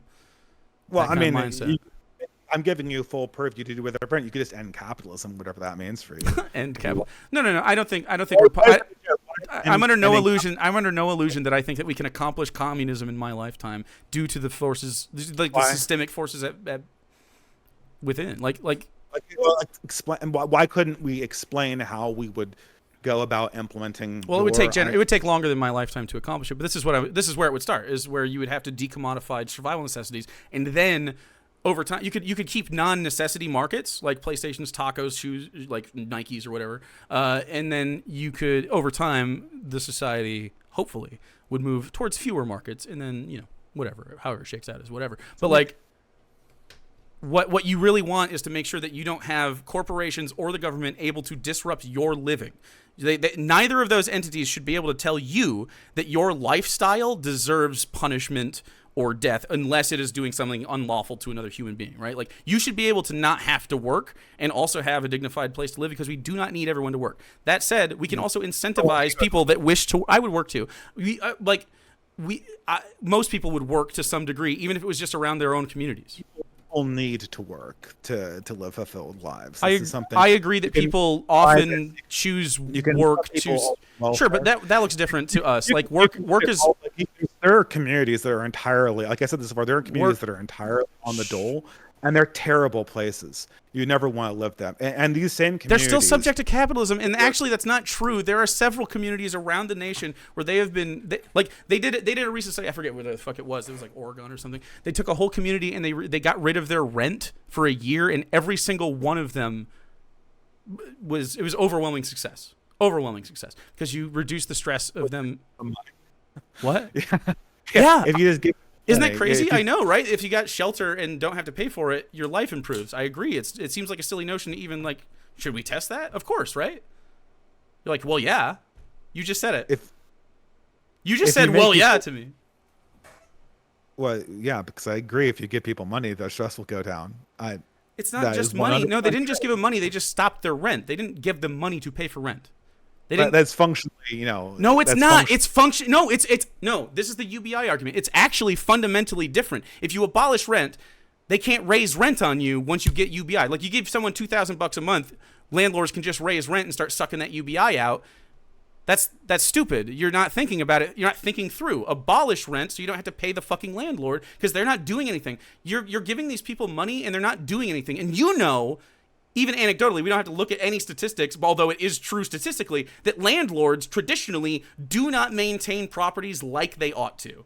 From an ethical or just like a fucking lawful standpoint, this is always in contest. Yeah, I don't know. Is that true? Yes, that's true. You've never had a bad landlord in your life? Oh, I've had bad landlords, and I've had good ones too. So if you're saying on average they're all just con men, then whatever. I would say on average, I would say more often than not. I don't know about con men. I think they're unethical. There are very few ethical landlords, and to be an ethical landlord would be like fucking rent to own. Yeah, I mean, so essentially the idea is that for all property or most property in urban areas, with very few exceptions, that they'll be essentially managed by the state. No. And how will because a lot of people I mean, sure, it would be most. I guess it would be most, but you're saying like overwhelming majority. It'd be a lot of the living situation. But I mean, there's so many empty like fucking luxury apartments in New York. What would happen is actually either. So you would have those markets where you have like luxury things, and you could do one of two things. I mean, I think initially the prices would fall. What is wrong with salami? But eventually people would you'd have a generation of people that have free market for this these things that the government owns, or Not the government owns. people. I'm talking about, like, you want to buy a ranch, you want to move out and get a family, you want to move, go grab a. No, I'm go get talking a about like permanent household. what would it take me to move to Manhattan? What do you Lots of mean? people want to live in Manhattan. Okay. What would it take? I'm a guy who wants to live in Manhattan under this system where the government has. Well, Prio essentially goes to the people that already live there. Like, they already live there. But I want to. So how do I negotiate a slot, given that somebody is sitting? So someone is currently in an apartment. That's currently the problem anyway. Yeah, but this is resolved. I love the white mindset of, how do I push someone out of a space I want to be in? How do I get rid of people so I can be there? That's a very cute notion. I agree. So you want to go to so you would just have to have a place that they have space for you. So here's the two options. Want space to live in. That is a universal human. Yeah. But specifically to kick someone out so I can live there is a uniquely white experience apparently. So or at least recently. So now, you have not seen Vancouver if you think that this is a white thing that only white people do. I don't think it's only white people. It's definitely a white. It's definitely a white idea, though. Colonization. The idea of colonization. Who did it? Who did most colonization? Come on. Colonization is a white folks. Let's go. Started with the Portuguese. Shout out Portuguese. Your understanding of history seems to be largely based on the last 300 years. No, we could go early Western Civ, but I mean, like, why? Like, we're not going to talk about the fucking Macedonians. Talk about the Mongols. I talk about the Turks. Are the Mongols, Turks, and Macedonians from the year fucking 800 BC bothering you right now, or are we in current time? I think we've. I just think it's been like neither is 3,000 years, and we can talk about now. You know. Neither are the English colonizing India right now. But we were founded on colonization, and we continue to do so. And just within, we just talked about the Civil Rights Act, which was one of the last official acts to I guess, redistribute our colonized assets to more people that we also brought over. Super dumb. Anyway, Civil Rights Act. I'd be curious. Yeah, the Civil Rights Act allowed broader access to the descendants of people that we shipped here against their will. Yeah. Oh, it did ban discrimination across the board in all private institutions. Right, so it allowed more access to resources to that group of people. This is what happens every time people get civil rights. I would not say that it was a good way to get people valuable communities to live in, but it solves some I problems. agree that the American government failed to allow a good transition from, like, Jim Crow era America and into the post-civil rights era. I agree America failed at every stretch of the way. So when it comes to urban housing, like the thing is so I was going to give you an answer on your question about moving to Manhattan if you want to have it. Sure. Okay. So if you want it, you'd have two situations there. You'd have the no cost to you apartment options, right? And you would probably likely have to find something just in a space, like you just apply and be like, hey, I want to be on a list for this place to live. And they'd be like, okay, we'll get you on a list. We'll see if there's an opening. And then people move in and out and there's turnover and eventually you get put on the list. Or you go to, you can apply to different places, much like you would apply now to an apartment, except you don't have to pay a fee and get fucking ripped off by a shitty landlord. You could just apply to different places, just like anywhere else, and find a spot, and then you could move further away from your ideal location or closer. And then if you wanted, you could also go to the paid market, and you could be like, hey, I actually want to buy a loft that's a little bit more of a luxury thing than just a normal standard shelter thing. And then I want that way you can insure yourself. What? And I don't pay a rent on it. That is a huge asset. What? That is a huge asset. What is? If I have an apartment that I can control who comes and goes from this apartment room, and it's in Manhattan, and I don't pay rent on it, that is a huge asset because a lot of people want to stay there, a lot of people want to live there, and they're going to want it. So you're like, what if I Airbnb'd my free apartment? What if you just didn't allow that, and then there's penalties for that? There you go. Airbnb should be outlawed anyway, though. But yeah, I mean, I see there's going to be problems, I guess, but like that would be capitalist hell dogs that need to be evicted. So yeah, that's easy. We'll just evict you. You're done. You lose access to that place. You don't get to live in Manhattan, dog. There you go. Fucking go bark out on the street. Like literally, you just don't get to do that. We already have illegal subleasing. We already have this. Like, Yes, there will be instances of it, and then it will have to be stopped. Of course. There will be unethical people, and I love that you immediately were like, how could I be a weasel in this situation? Very, very you. Whenever you create a situation, you have to think of course, yeah, and I just solved it, so it's fine. So, yeah, you'd have two options for that. I think that there's just a supply and demand problem with urban housing. I think that there needs to be more housing generally, and there needs to be more incentive to people. You can do both. You could definitely continue to build housing in these situations. If you're just like, man, just people want to live in Manhattan. Like, they already have the space for this. The reason they're not being used is because people don't have the funds to rent them, or they're being sat on by corporations who aren't willing to rent them at the cost that people can afford because they want to wait for the property to get there. Well, that's happening all over.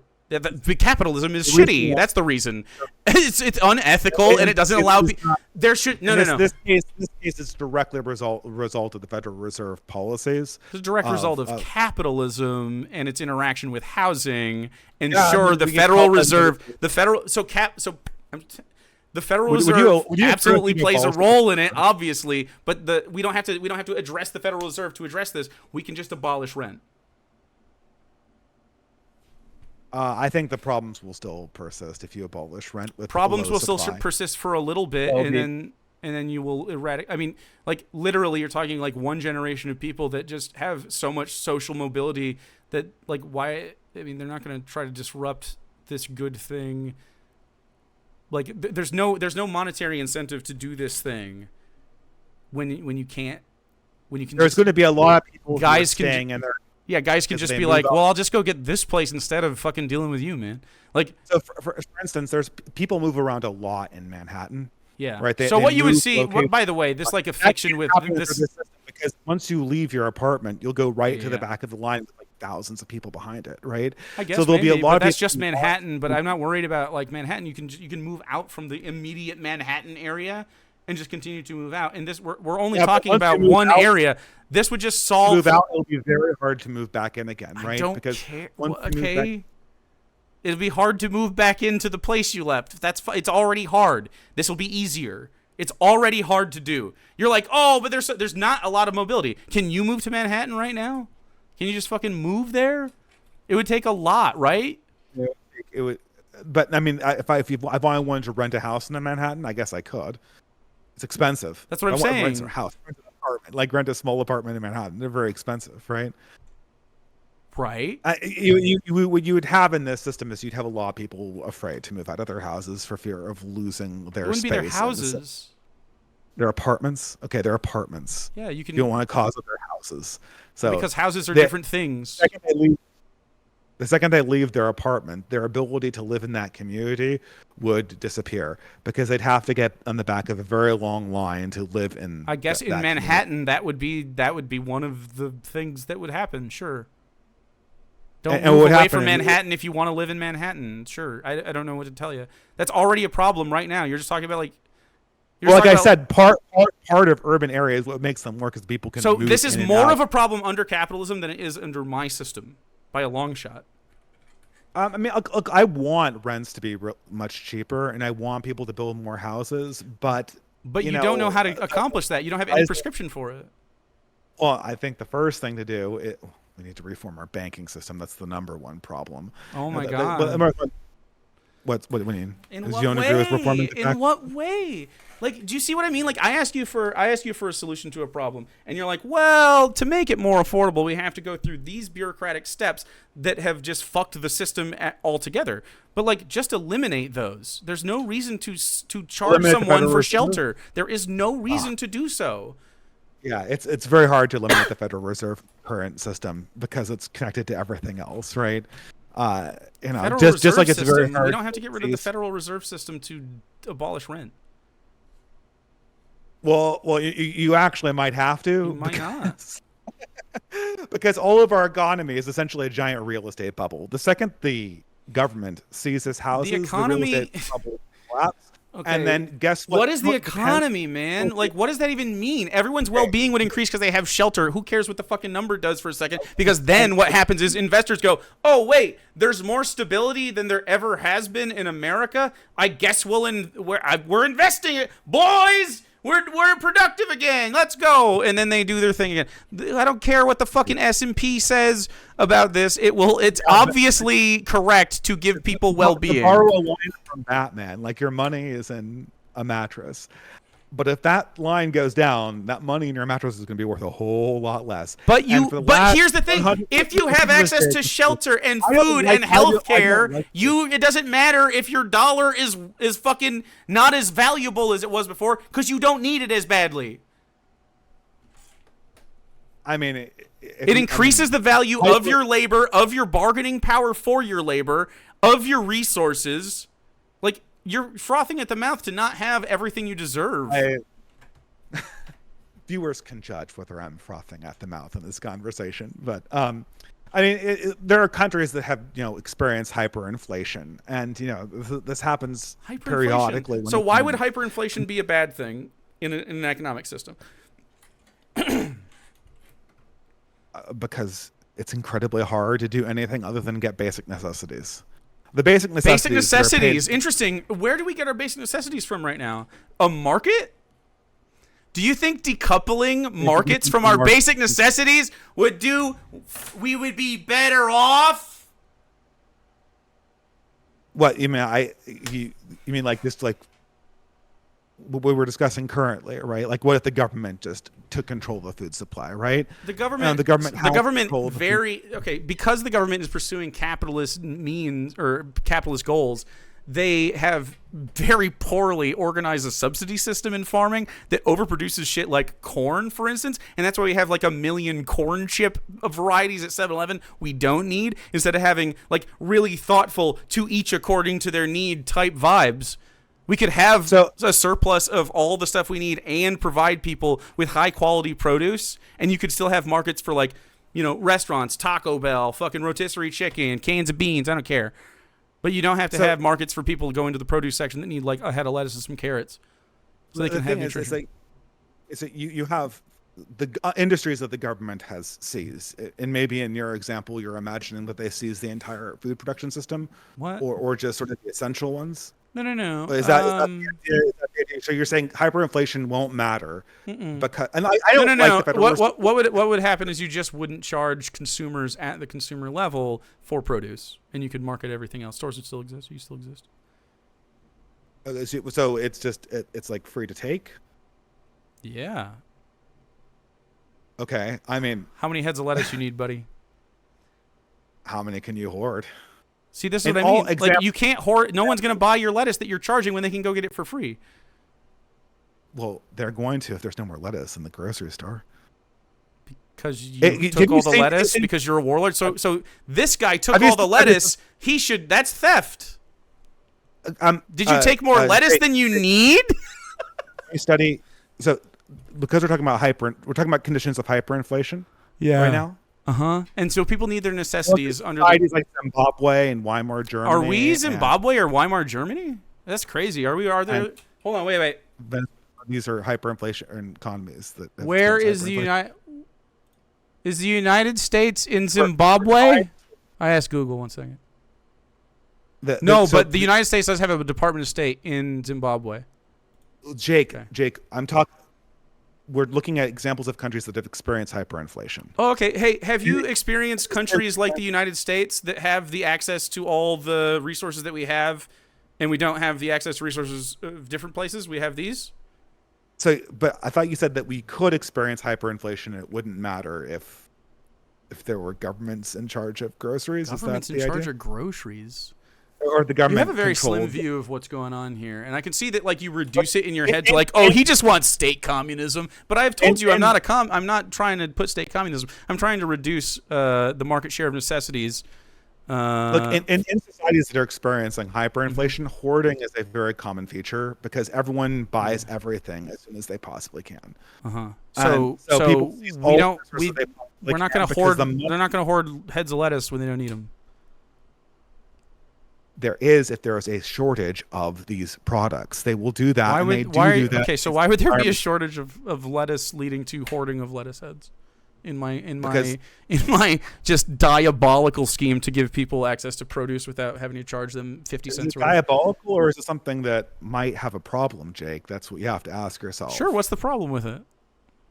The problem under conditions of hyperinflation is that the stuff that is not directly given to you is always going up in price. So the incentive for everyone is to grab everything they possibly can before their That's money not devalues. I don't think that way.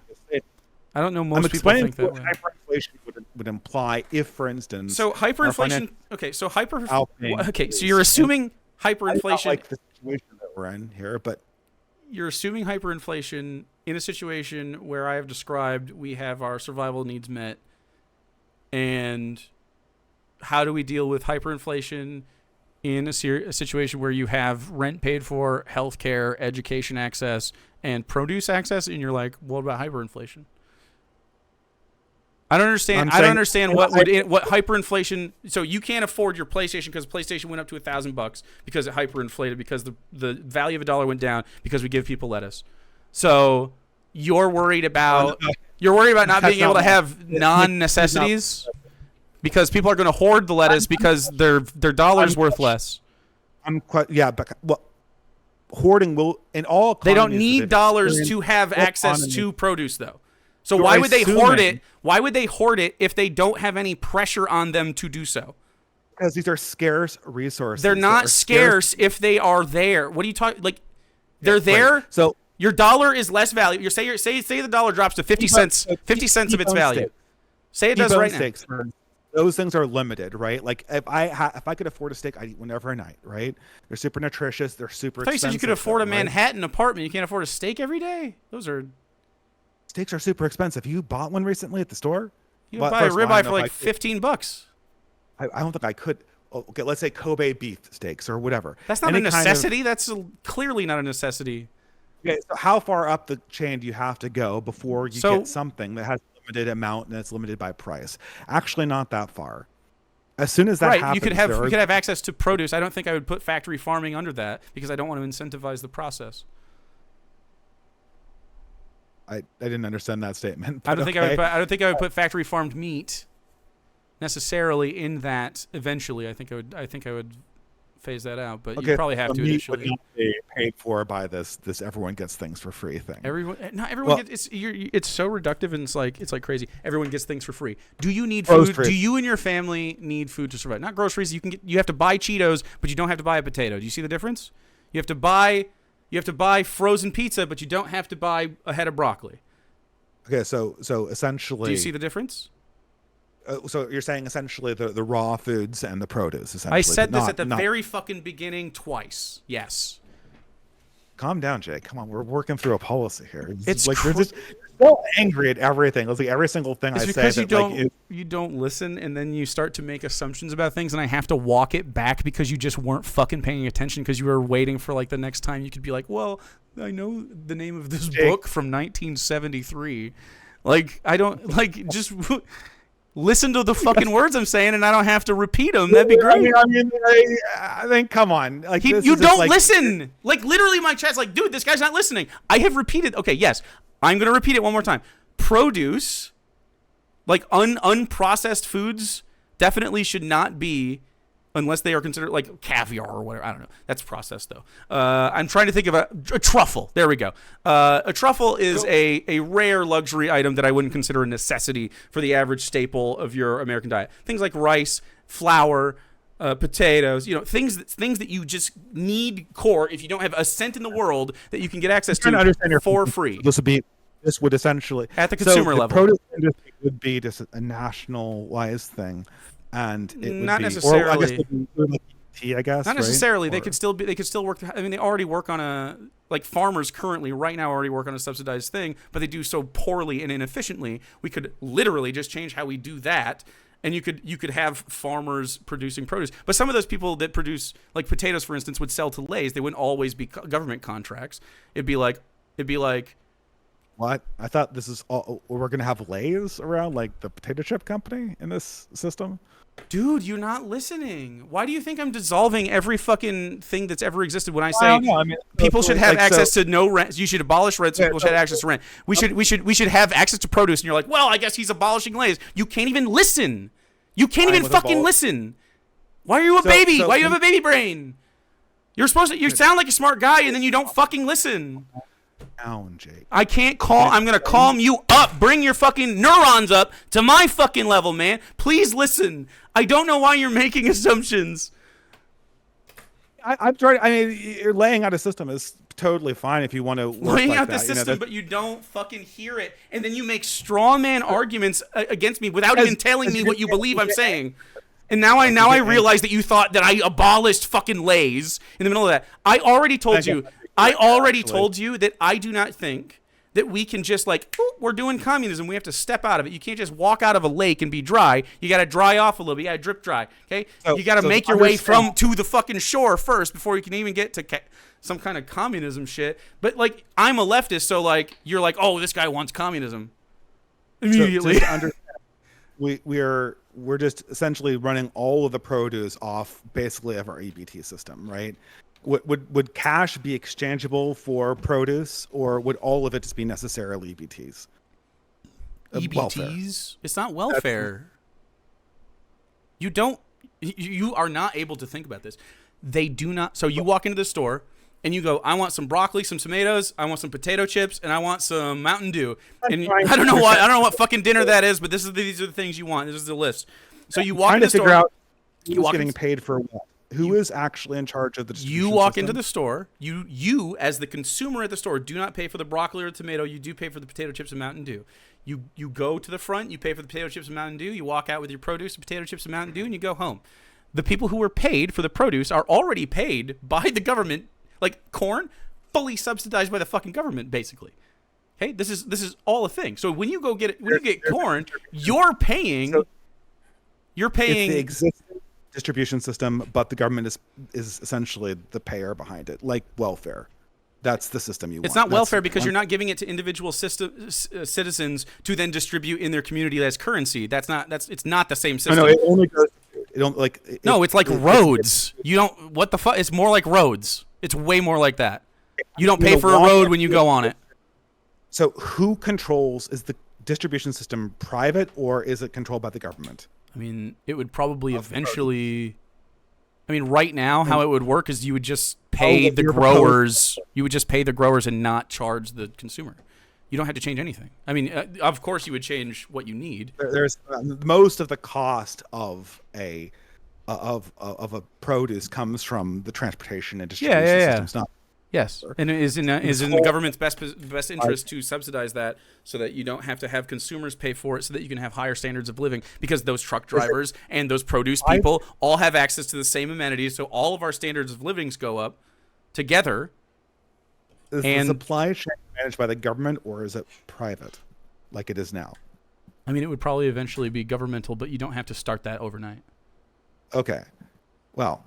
I mean, it's kind of relevant for the whole. You really don't. It just so it would totally depend, because again, you'd have you just don't understand. Have you ever been on a farm and like dealt with any of this? Like, do you even know how this stuff works? So like, sometimes you have like, oh, this field is potatoes for this fucking, I don't know, I have market potatoes, and these might be going, this contract, these acreages might be going over to fucking the Lay's company or whatever. So like, yeah, they would be different. It might not all be government contracts for these growers. They already have the land. We don't have to like. It's just the corporate ownership of these foods is what is the problem. I guess I'm highly skeptical that you can experience. Of course, you're highly skeptical. I can't even finish a sentence. This is ridiculous. Just like, okay, I'm highly skeptical that hyperinflation is not going to be an issue if the government just covers produce in the way that you explained there, where it in this initial stage before we go to you would have hyperinflation. The value of the dollar might drop if you take something out of the market. Sure. Yeah, but I mean, only temporarily, because then what happens is you have higher well-being, and now you have people that are fed, which you agree leads to stability, which I think you agree leads to productivity, which you should agree leads to economic stability and growth and societal improvement. Systemic, like literally, we all need food, we all need shelter, we all need education, we all need healthcare. We need all of these things, and you acknowledge that. I'm not against welfare. I'm not against. It's not helping welfare. It's not welfare to even like. This is the difference, right? To allow welfare to be a condition means that I give you, say, $100 for your lettuce, potato, chips, and shit. Food stamps, if you prefer. It doesn't matter. It's It's a value of $100. However you want to EBT, whatever. It doesn't matter. Fine. I agree, but listen. So you're worried about hyperinflation. The prices of those things go up. That $100 means less. That's given as EBT.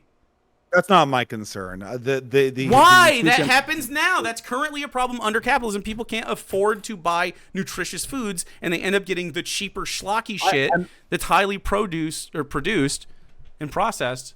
And you agree that that's bad, right? That people have unhealthy diets. Yeah, I'm very concerned. Okay, and that is a product of capitalism.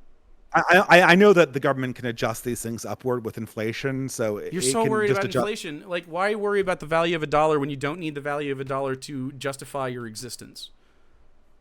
This is what happens with capitalists. Like, I tell you, like, hey, your needs would be met, and then you can use your dollar for things you don't need but want and want to pursue, like travel or self improvement or just stuff. You can just buy stuff. You buy houses, but like.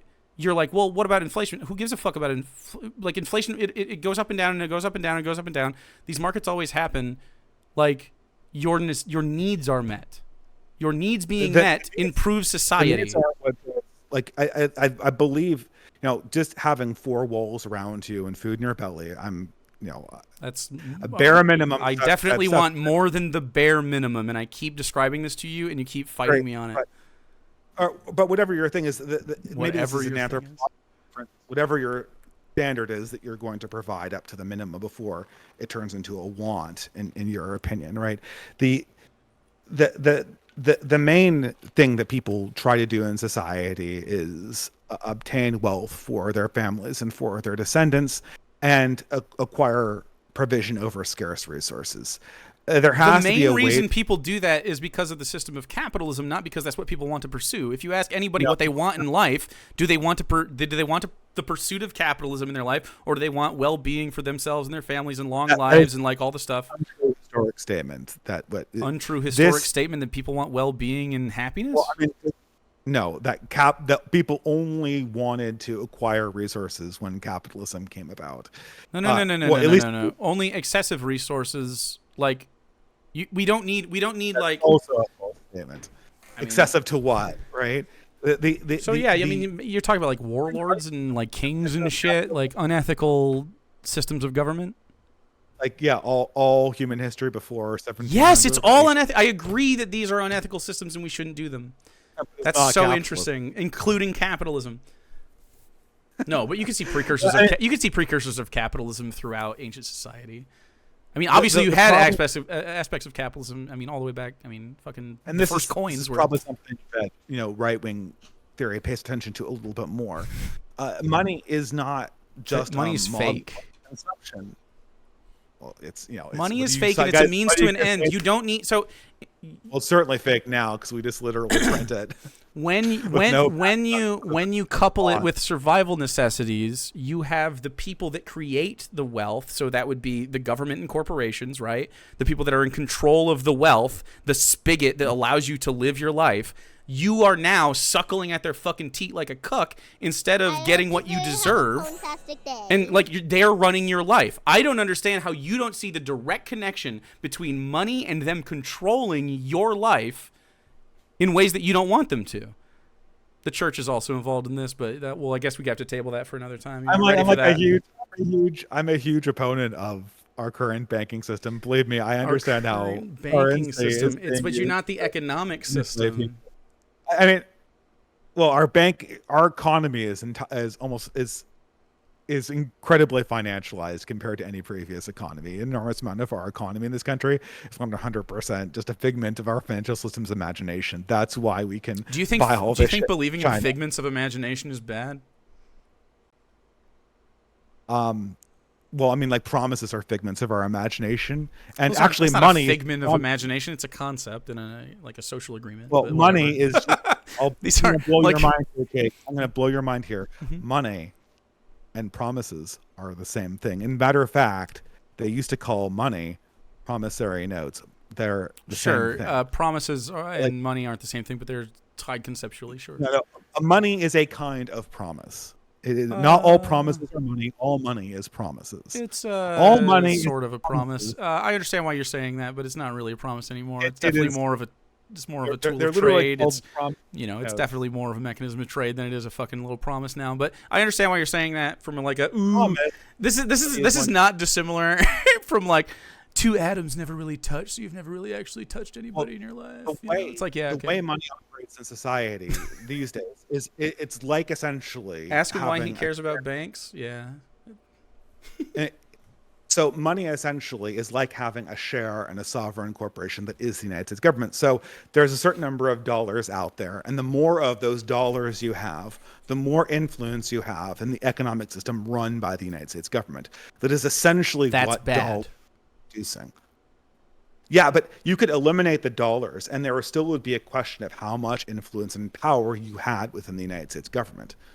And I mean, yeah, I agree that the way that we structure hierarchies is bad, but I don't know why you think hierarchies are unfortunately essential. Right? I agree that some hierarchies, so unjust hierarchy is a thing that we can avoid, and we will have like justly forming hierarchy. I mean, there's always going to be difficulties with human socialization, but you can strive for a better system of hierarchy than we have for sure.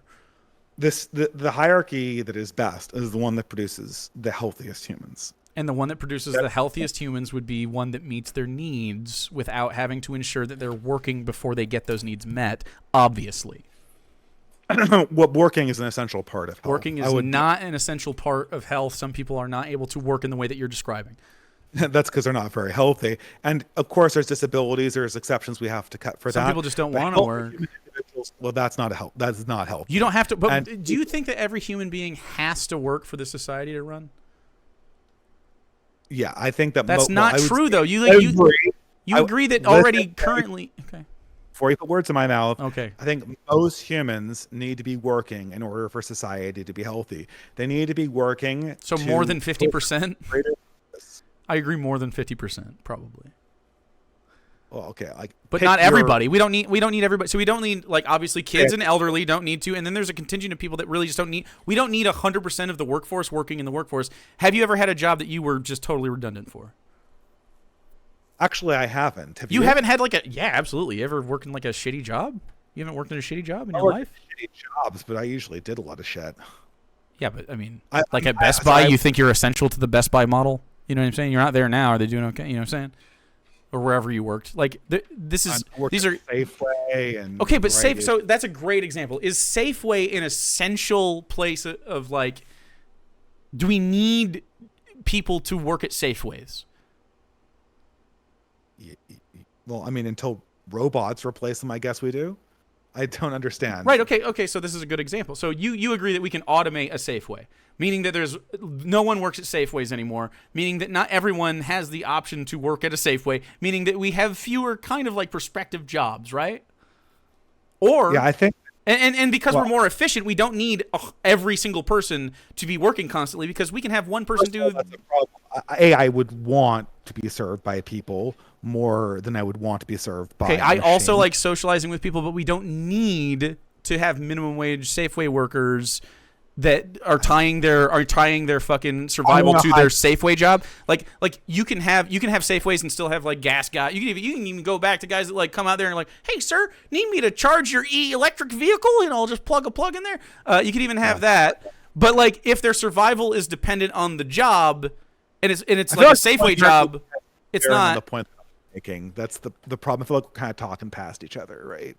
You know, the question is, for human thriving, do you want a lot of people to be working for purposes that are outside themselves? You know, I want them to be working for. Let me talk for a second here. You know, in a system that you know, I know you hate readers. Sources here. You know, but I don't hate sources. I just don't think that a free capitalist system, and I could cite lots of sources for this, but I know you hate them. I don't hate sources. I hate the smarmy. I hate the smarm that you do to like. I'm not trying to have a conversation, man. It's totally cool. It's not. I mean, why does everything have to be? Why does everything have to be? There's a layer of so, smarm. It's okay. You don't have to. No. Actually, this is the question. Why Quebeca, is everything hostile for you? Like, you're just like tossing out insults and all this stuff. We're just talking about ideas. We're just talking about what we think an ideal. Well, your ideas are most of them morally repugnant. But it's because of your worm behavior. It's not like you're trying to have like this civility thing, and it comes across as disingenuous. Well, I've been incredibly honest about all of my opinions. Me too. Yeah. Okay, I mean, like I've said, like, yeah, I think that it's a high possibility that elements of human biodiversity are true. What you guys except your opinions have to be. I have to like dig in and ask you clarifying questions, and then eventually you'll admit, oh, by the way, I'm a racist. If he's honest, he would say he hates fucking Jewish people instead of banks. You liar! You little weasel! Oh, Jewish people? Is there someone else on the stream? Yeah, what about Jewish people? She's when you bring up banking constantly, man. Has brackets around it. Feels like it has brackets around it when you say it. Because I don't want the Federal Reserve to print promissory notes and then give them to rich people to rob the American middle class. You assume that she did. I mean, that's what she said. So this sounds a lot like the Benjamin Netanyahu logic. Like, if you don't like what somebody who's Jewish specifically does right now, then maybe you're an anti-Semite. Well, like, I'm not saying. I'm saying that the way you bring up banking is a little suspicious, but the jury's out on whether or not you're also an anti-Semite on top of being a race realist and a reactionary. We'll see what happens. So are you an anti-Semite in your opinion? Oh my God. In your opinion, are you an anti-Semite? That's really easy. What do you mean? Am I anti-Semite if I oppose Benjamin Netanyahu? No. Okay. That's a political opinion. Do you think do you think that being Jewish has some kind of an intrinsic other than the fact that they're religiously wrong? I mean, they're another ethnicity. That's fine. Okay. You know. All right. You're dancing around it a little bit more than someone like I would just say, no, I'm not anti-Semitic. Of course not. Because I don't like the buzzword thing. It's not a buzzword thing. You have said a lot of stuff that's like, maybe this guy thinks the Jews are in a cabal running the world. Do you think the Jews are in a cabal running the world? Has spent the last 10 months calling everyone disagree with them anti-Semites. I agree. They suck. Free Palestine. Do you think that the Jews are running a cabal in the banking system? I don't believe that there's like a Jewish cabal that runs the banking system. Okay, I think cool. bankers run the banking system. Okay. A lot of those bankers are Jewish. Oh my God. You know, I don't think they're particularly... dude. This is what I'm talking about. Like, you're just such a worm about it. I feel like if I add any nuance to anything... It doesn't sound like you're adding nuance. It sounds like you're winking to your fucking racist audience. Like you say, oh, I'm just saying nuance. I would never dance around anti-Semitism. I know a lot of Jewish communities that I disagree with them religiously, but I don't. Unlike you, I don't take religious differences to be like something that I have to badger people about. So I'm perfectly fine. Oh, I definitely think that your religious beliefs are ethically like untenable with a secular society. Yeah. Okay, yeah, so I think that there's lots of space for religious diversity in a society. I think you can individually be a religious believer. I don't think you should have. I don't think there should be political. I don't think politically you should be able to organize based on your religion. I mean, not able to. Like, I wouldn't ban it, but like, I don't think the way that, like, for instance, churches talk about politics, they should be taxed to smithereens. Like abortion is a great example. There you go.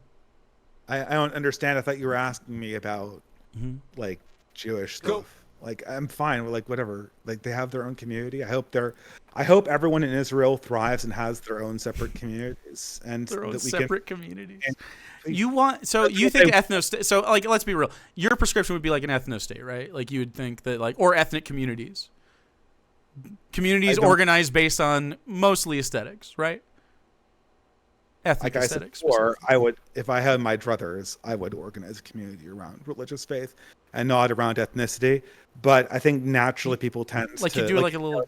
like in your perfect society, there'd be like a little Christian capitalist society? I'm not a capitalist. You're not a capitalist? What are you? Are you a socialist? I'm a distributist. Oh, yes, of course. The distributist. So how do you distribute tist? Yeah, well, can I list the authors, or is that going to be like a big, like really offensive to you? I want to know your ideas. I'm not going to look up the authors at all. Okay. I want to know your ideas. Tell me the concept. And then if I'm interested, you can tell me something about the fucking author. I don't know why you would start there. That's like a weird thing you do.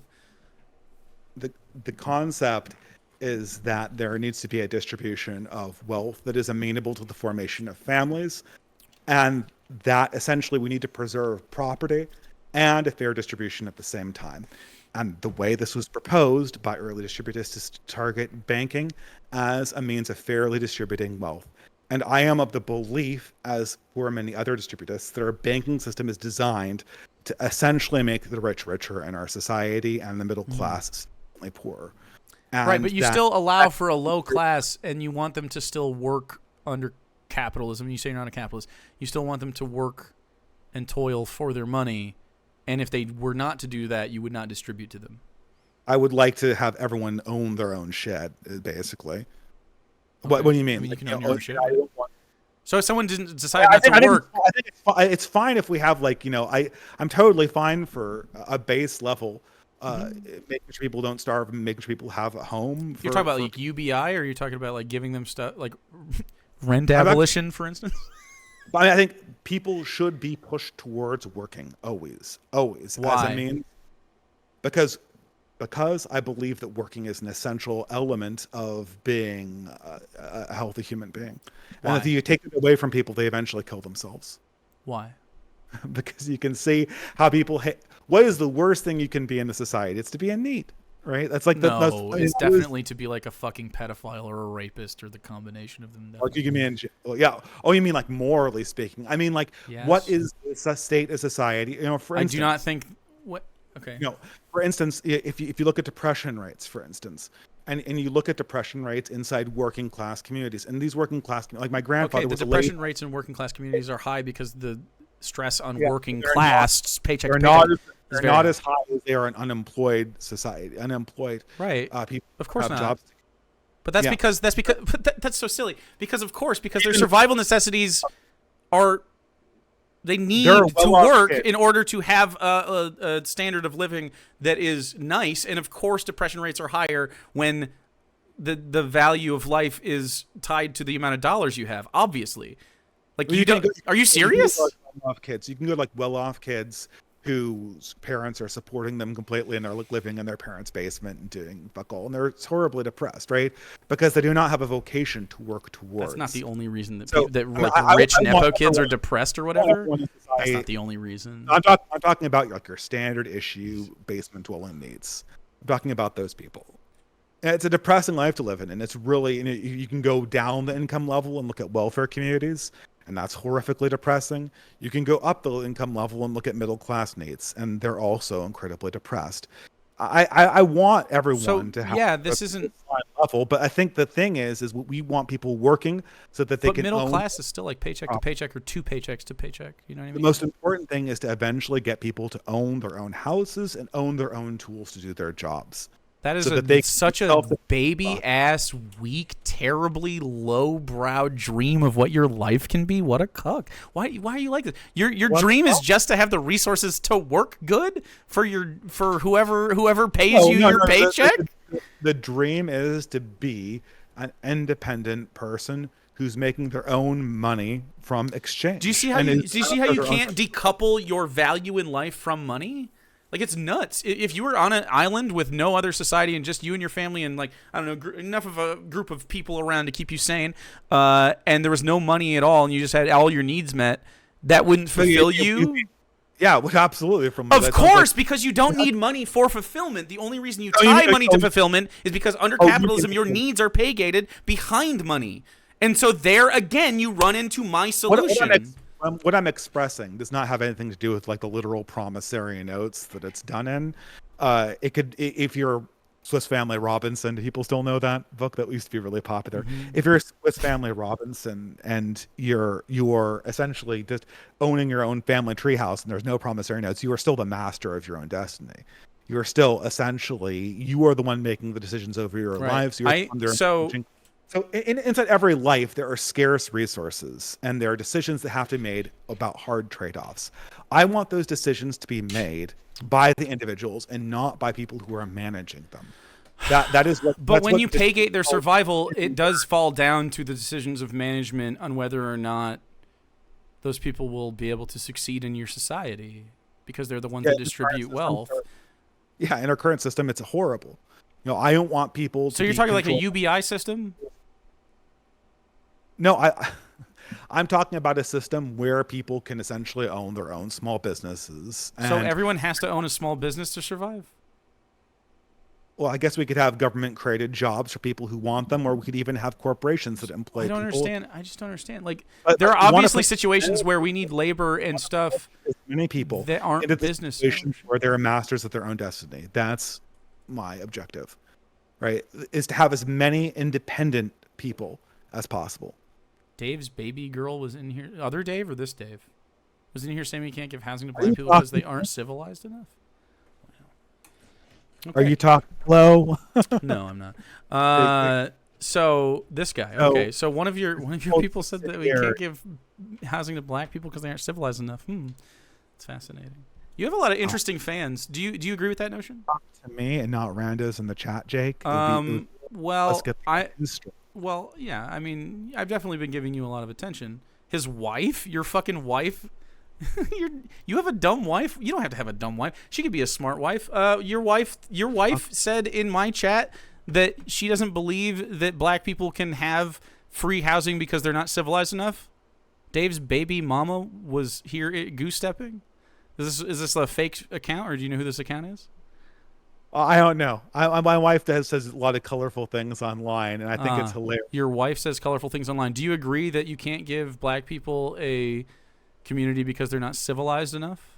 I really want black people to have their own community. Do you think that black people are not civilized enough? So do you think that black people? I think nobody is civilized enough. Do you think that black people are less civilized? Do you think that black people are less civilized than white people? I had to ban his wife from the chat because she said, God, the reason why come off it.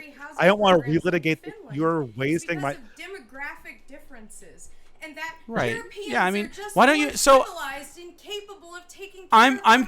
You guys are spurging out because I don't think it's. I think it's spurging out. I think it's pretty clearly just like, hey man, why aren't you like more honest about your racist beliefs? Is it because you're a coward? Your own wife has more balls than you. Man. That's true. Good. Look, if you want to get on this conversation, I do want you to tell me if you think that black people are less civilized than white people, in your opinion, in America. Go ahead.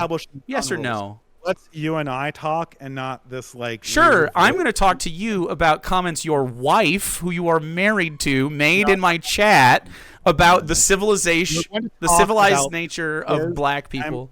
About not shit posts that maybe my wife. Do you agree with your wife? No. No? Jake, listen to this.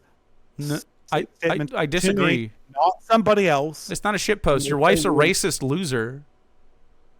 Okay, she can sit down on camera next to you, can't she? Jake, if you insult my wife on stream, I will hang up this call. This is a red line for me. So we're going to red line? Yeah, we're going to redirect this conversation, Jake. Are you getting mad? So, you're going to talk to me, and you're not going to insult my wife, or I'm going to hang this call up. Okay, I won't insult your racist wife ever again. Last one. Understand those ground words. Do you understand those ground rules, Jake? Shit posts done by your wife. Yeah, okay. I won't say that. I won't say mean things about. You're gonna. Is that your red line in your opinion? I'll take human breast milk on my Cheerios. She was a house cleaner. Houses better than undisciplined people. Unlike Europeans. Jake, do you have anything to talk? Like, I can't even this inaudible voice. I need to understand if you agree or disagree with that notion. About my hypothetically what someone who your hypothetically racist wife. I'm pretty sure it's pretty. We know it is. So you're triggered that your wife said dumb shit in my chat, and I'm wondering why you aren't willing to back it up. You could bring her on if she wants to talk about it. There's room for more. We can. You have a camera in her office or whatever, and books. There's only one person that's been yelling off camera. No, she was yelling in my chat racist shit. She just doesn't have a camera. She just didn't walk into your office for it. She decided to sit down at her computer and say racist stuff. She's a streamer. Oh, then fucking tell her to turn her camera on. What is she doing? Lazy piece of shit. Get in here. Okay, that's it, Jake. Look, you okay, your wife's a racist piece of shit. She's a racist piece of shit. Your wife and you. And your kid is probably a racist piece of shit, too. Fucking loser. I just care. Do they have what I need? I'm leaving. This is the worst guy that Dave has ever debated. You're goddamn right I am. That is fucking... Dude, every time the right-winger's like, this is the worst fucking leftist that he's talked to, I love it. I love it. They get so frustrated, and I get it. I'm just going to let you fucking wax monologue about your goddamn racist ideas. How is it so difficult to be like, okay, so you agree that needs need to be met. So people with their needs met do less crime. Everyone's needs are met to the whatever degree we can get that done. Less crime happens, and then he's like, but what if we have crime? And it's like, well, sir, we would have less crime, so we would be able to handle it even better and more acutely, because we could be like, okay, what's the cause of this crime? What's the, hey man, how can we prevent recidivism in the future? Do you think maybe having economic opportunities for felons would be good? Or do you think just forcing felons back into their same lifestyles is good for recidivism? Isn't it weird how this population, black people in America, were forced into fucked up communities, like literally ghettos and fucking projects and, redlining, kept out of getting home loans and familial wealth, forced into high density, high, like toxicity, like low income spaces in a system where you have to have money to live. Oh, wow, there's more crime, and we over police in those situations because we're racist and we're angry that slavery ended. Whoa! I can't believe that the crime rates are so high in these communities. It's nuts. It's just like, dude, you caused this. The reason is this. We need to stop the practice of the thing that's causing this. Just look at the problem, man. The stigma of slavery didn't just end overnight after the Civil War. What? And it's not even just that, right? It's like, whether it's active racism or systemic, like, just normalized racism, even if it's just like not even like an actual like racist thought, but rather an action that leads down the line to the effects of racism, which is just be like, oh, I'm a bank and denying you a bank loan because you're black in this community, or I'm a real estate guy and I'm going to show you the house but not really sell to you and go with the white couple instead because I'm low-key racist. It's like there's so many of these instances of just little fucking things. And then, of course, just to talk about the economic instability and how that is exacerbated by over-policing and felonizing, like, drug use, fucking gang activity, political advocacy, being a minority and doing some kinds of crime. The economic impact of losing people from your community regularly due to the violence of the police is only going to lead to more crime and more recidivism. And then, of course, where are they going to, what are they going to do? You keep forcing the situation on them.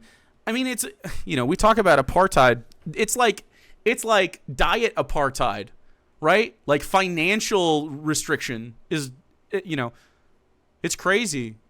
No. I mean, like, literally think of the human mobility that is denied to, like, a freshly freed, like black population, I guess. Like, I was gonna say African American, but like descendant slaves free in America under, like, pre-Jim Crow, then Jim Crow, then civil rights movement stuff. Like, you're forcing people into communities and literally redlining. It's not, you're not building a wall, but there's a lot of institutions at play here to force certain social behaviors and to force certain communities being built.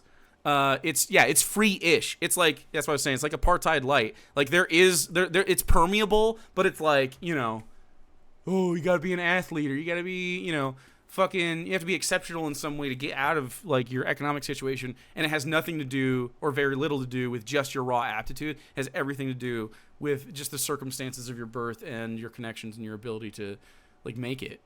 It's crazy. It's crabs in a bucket. You just had to be one of the crabs at the top of the bucket in a situation that allows you a path to the top of the bucket. There's lots of crabs that are just put at the bottom of the bucket and don't really have a path to success. It's crazy, dude. But, you know, the bucket is the metaphor. I had to hang up because the guy refused to debate the issues and just started insulting my wife and kid. I told him multiple times not to do that. What a piece of shit. Rarely say that. His wife literally said racist shit in my chat, and when I called her a piece of shit for being a racist, he hung up. This is all true. I don't deny it one bit.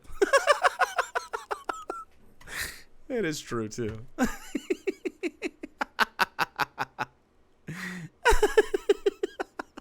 Just for the record, just so we can... Look, I don't want anyone to get confused, okay? If your wife shows up in my chat and says... like bigoted shit, racist shit, homophobic, transphobic, whatever, I will call your wife a piece of shit. So if you can't handle that, do not let your traditional wife on the internet, don't give her, like, change the password or whatever. Whatever you do, lock her in her room like you do, put her in the, send her off to make a casserole, whatever you traddies do. Do not let your racist piece of shit wife in my chat, or I will have to tell her, please don't do that. I guess I got to be the one to put your wife in her place. You know? You put me in a situation to put your wife in her place, I'll do it.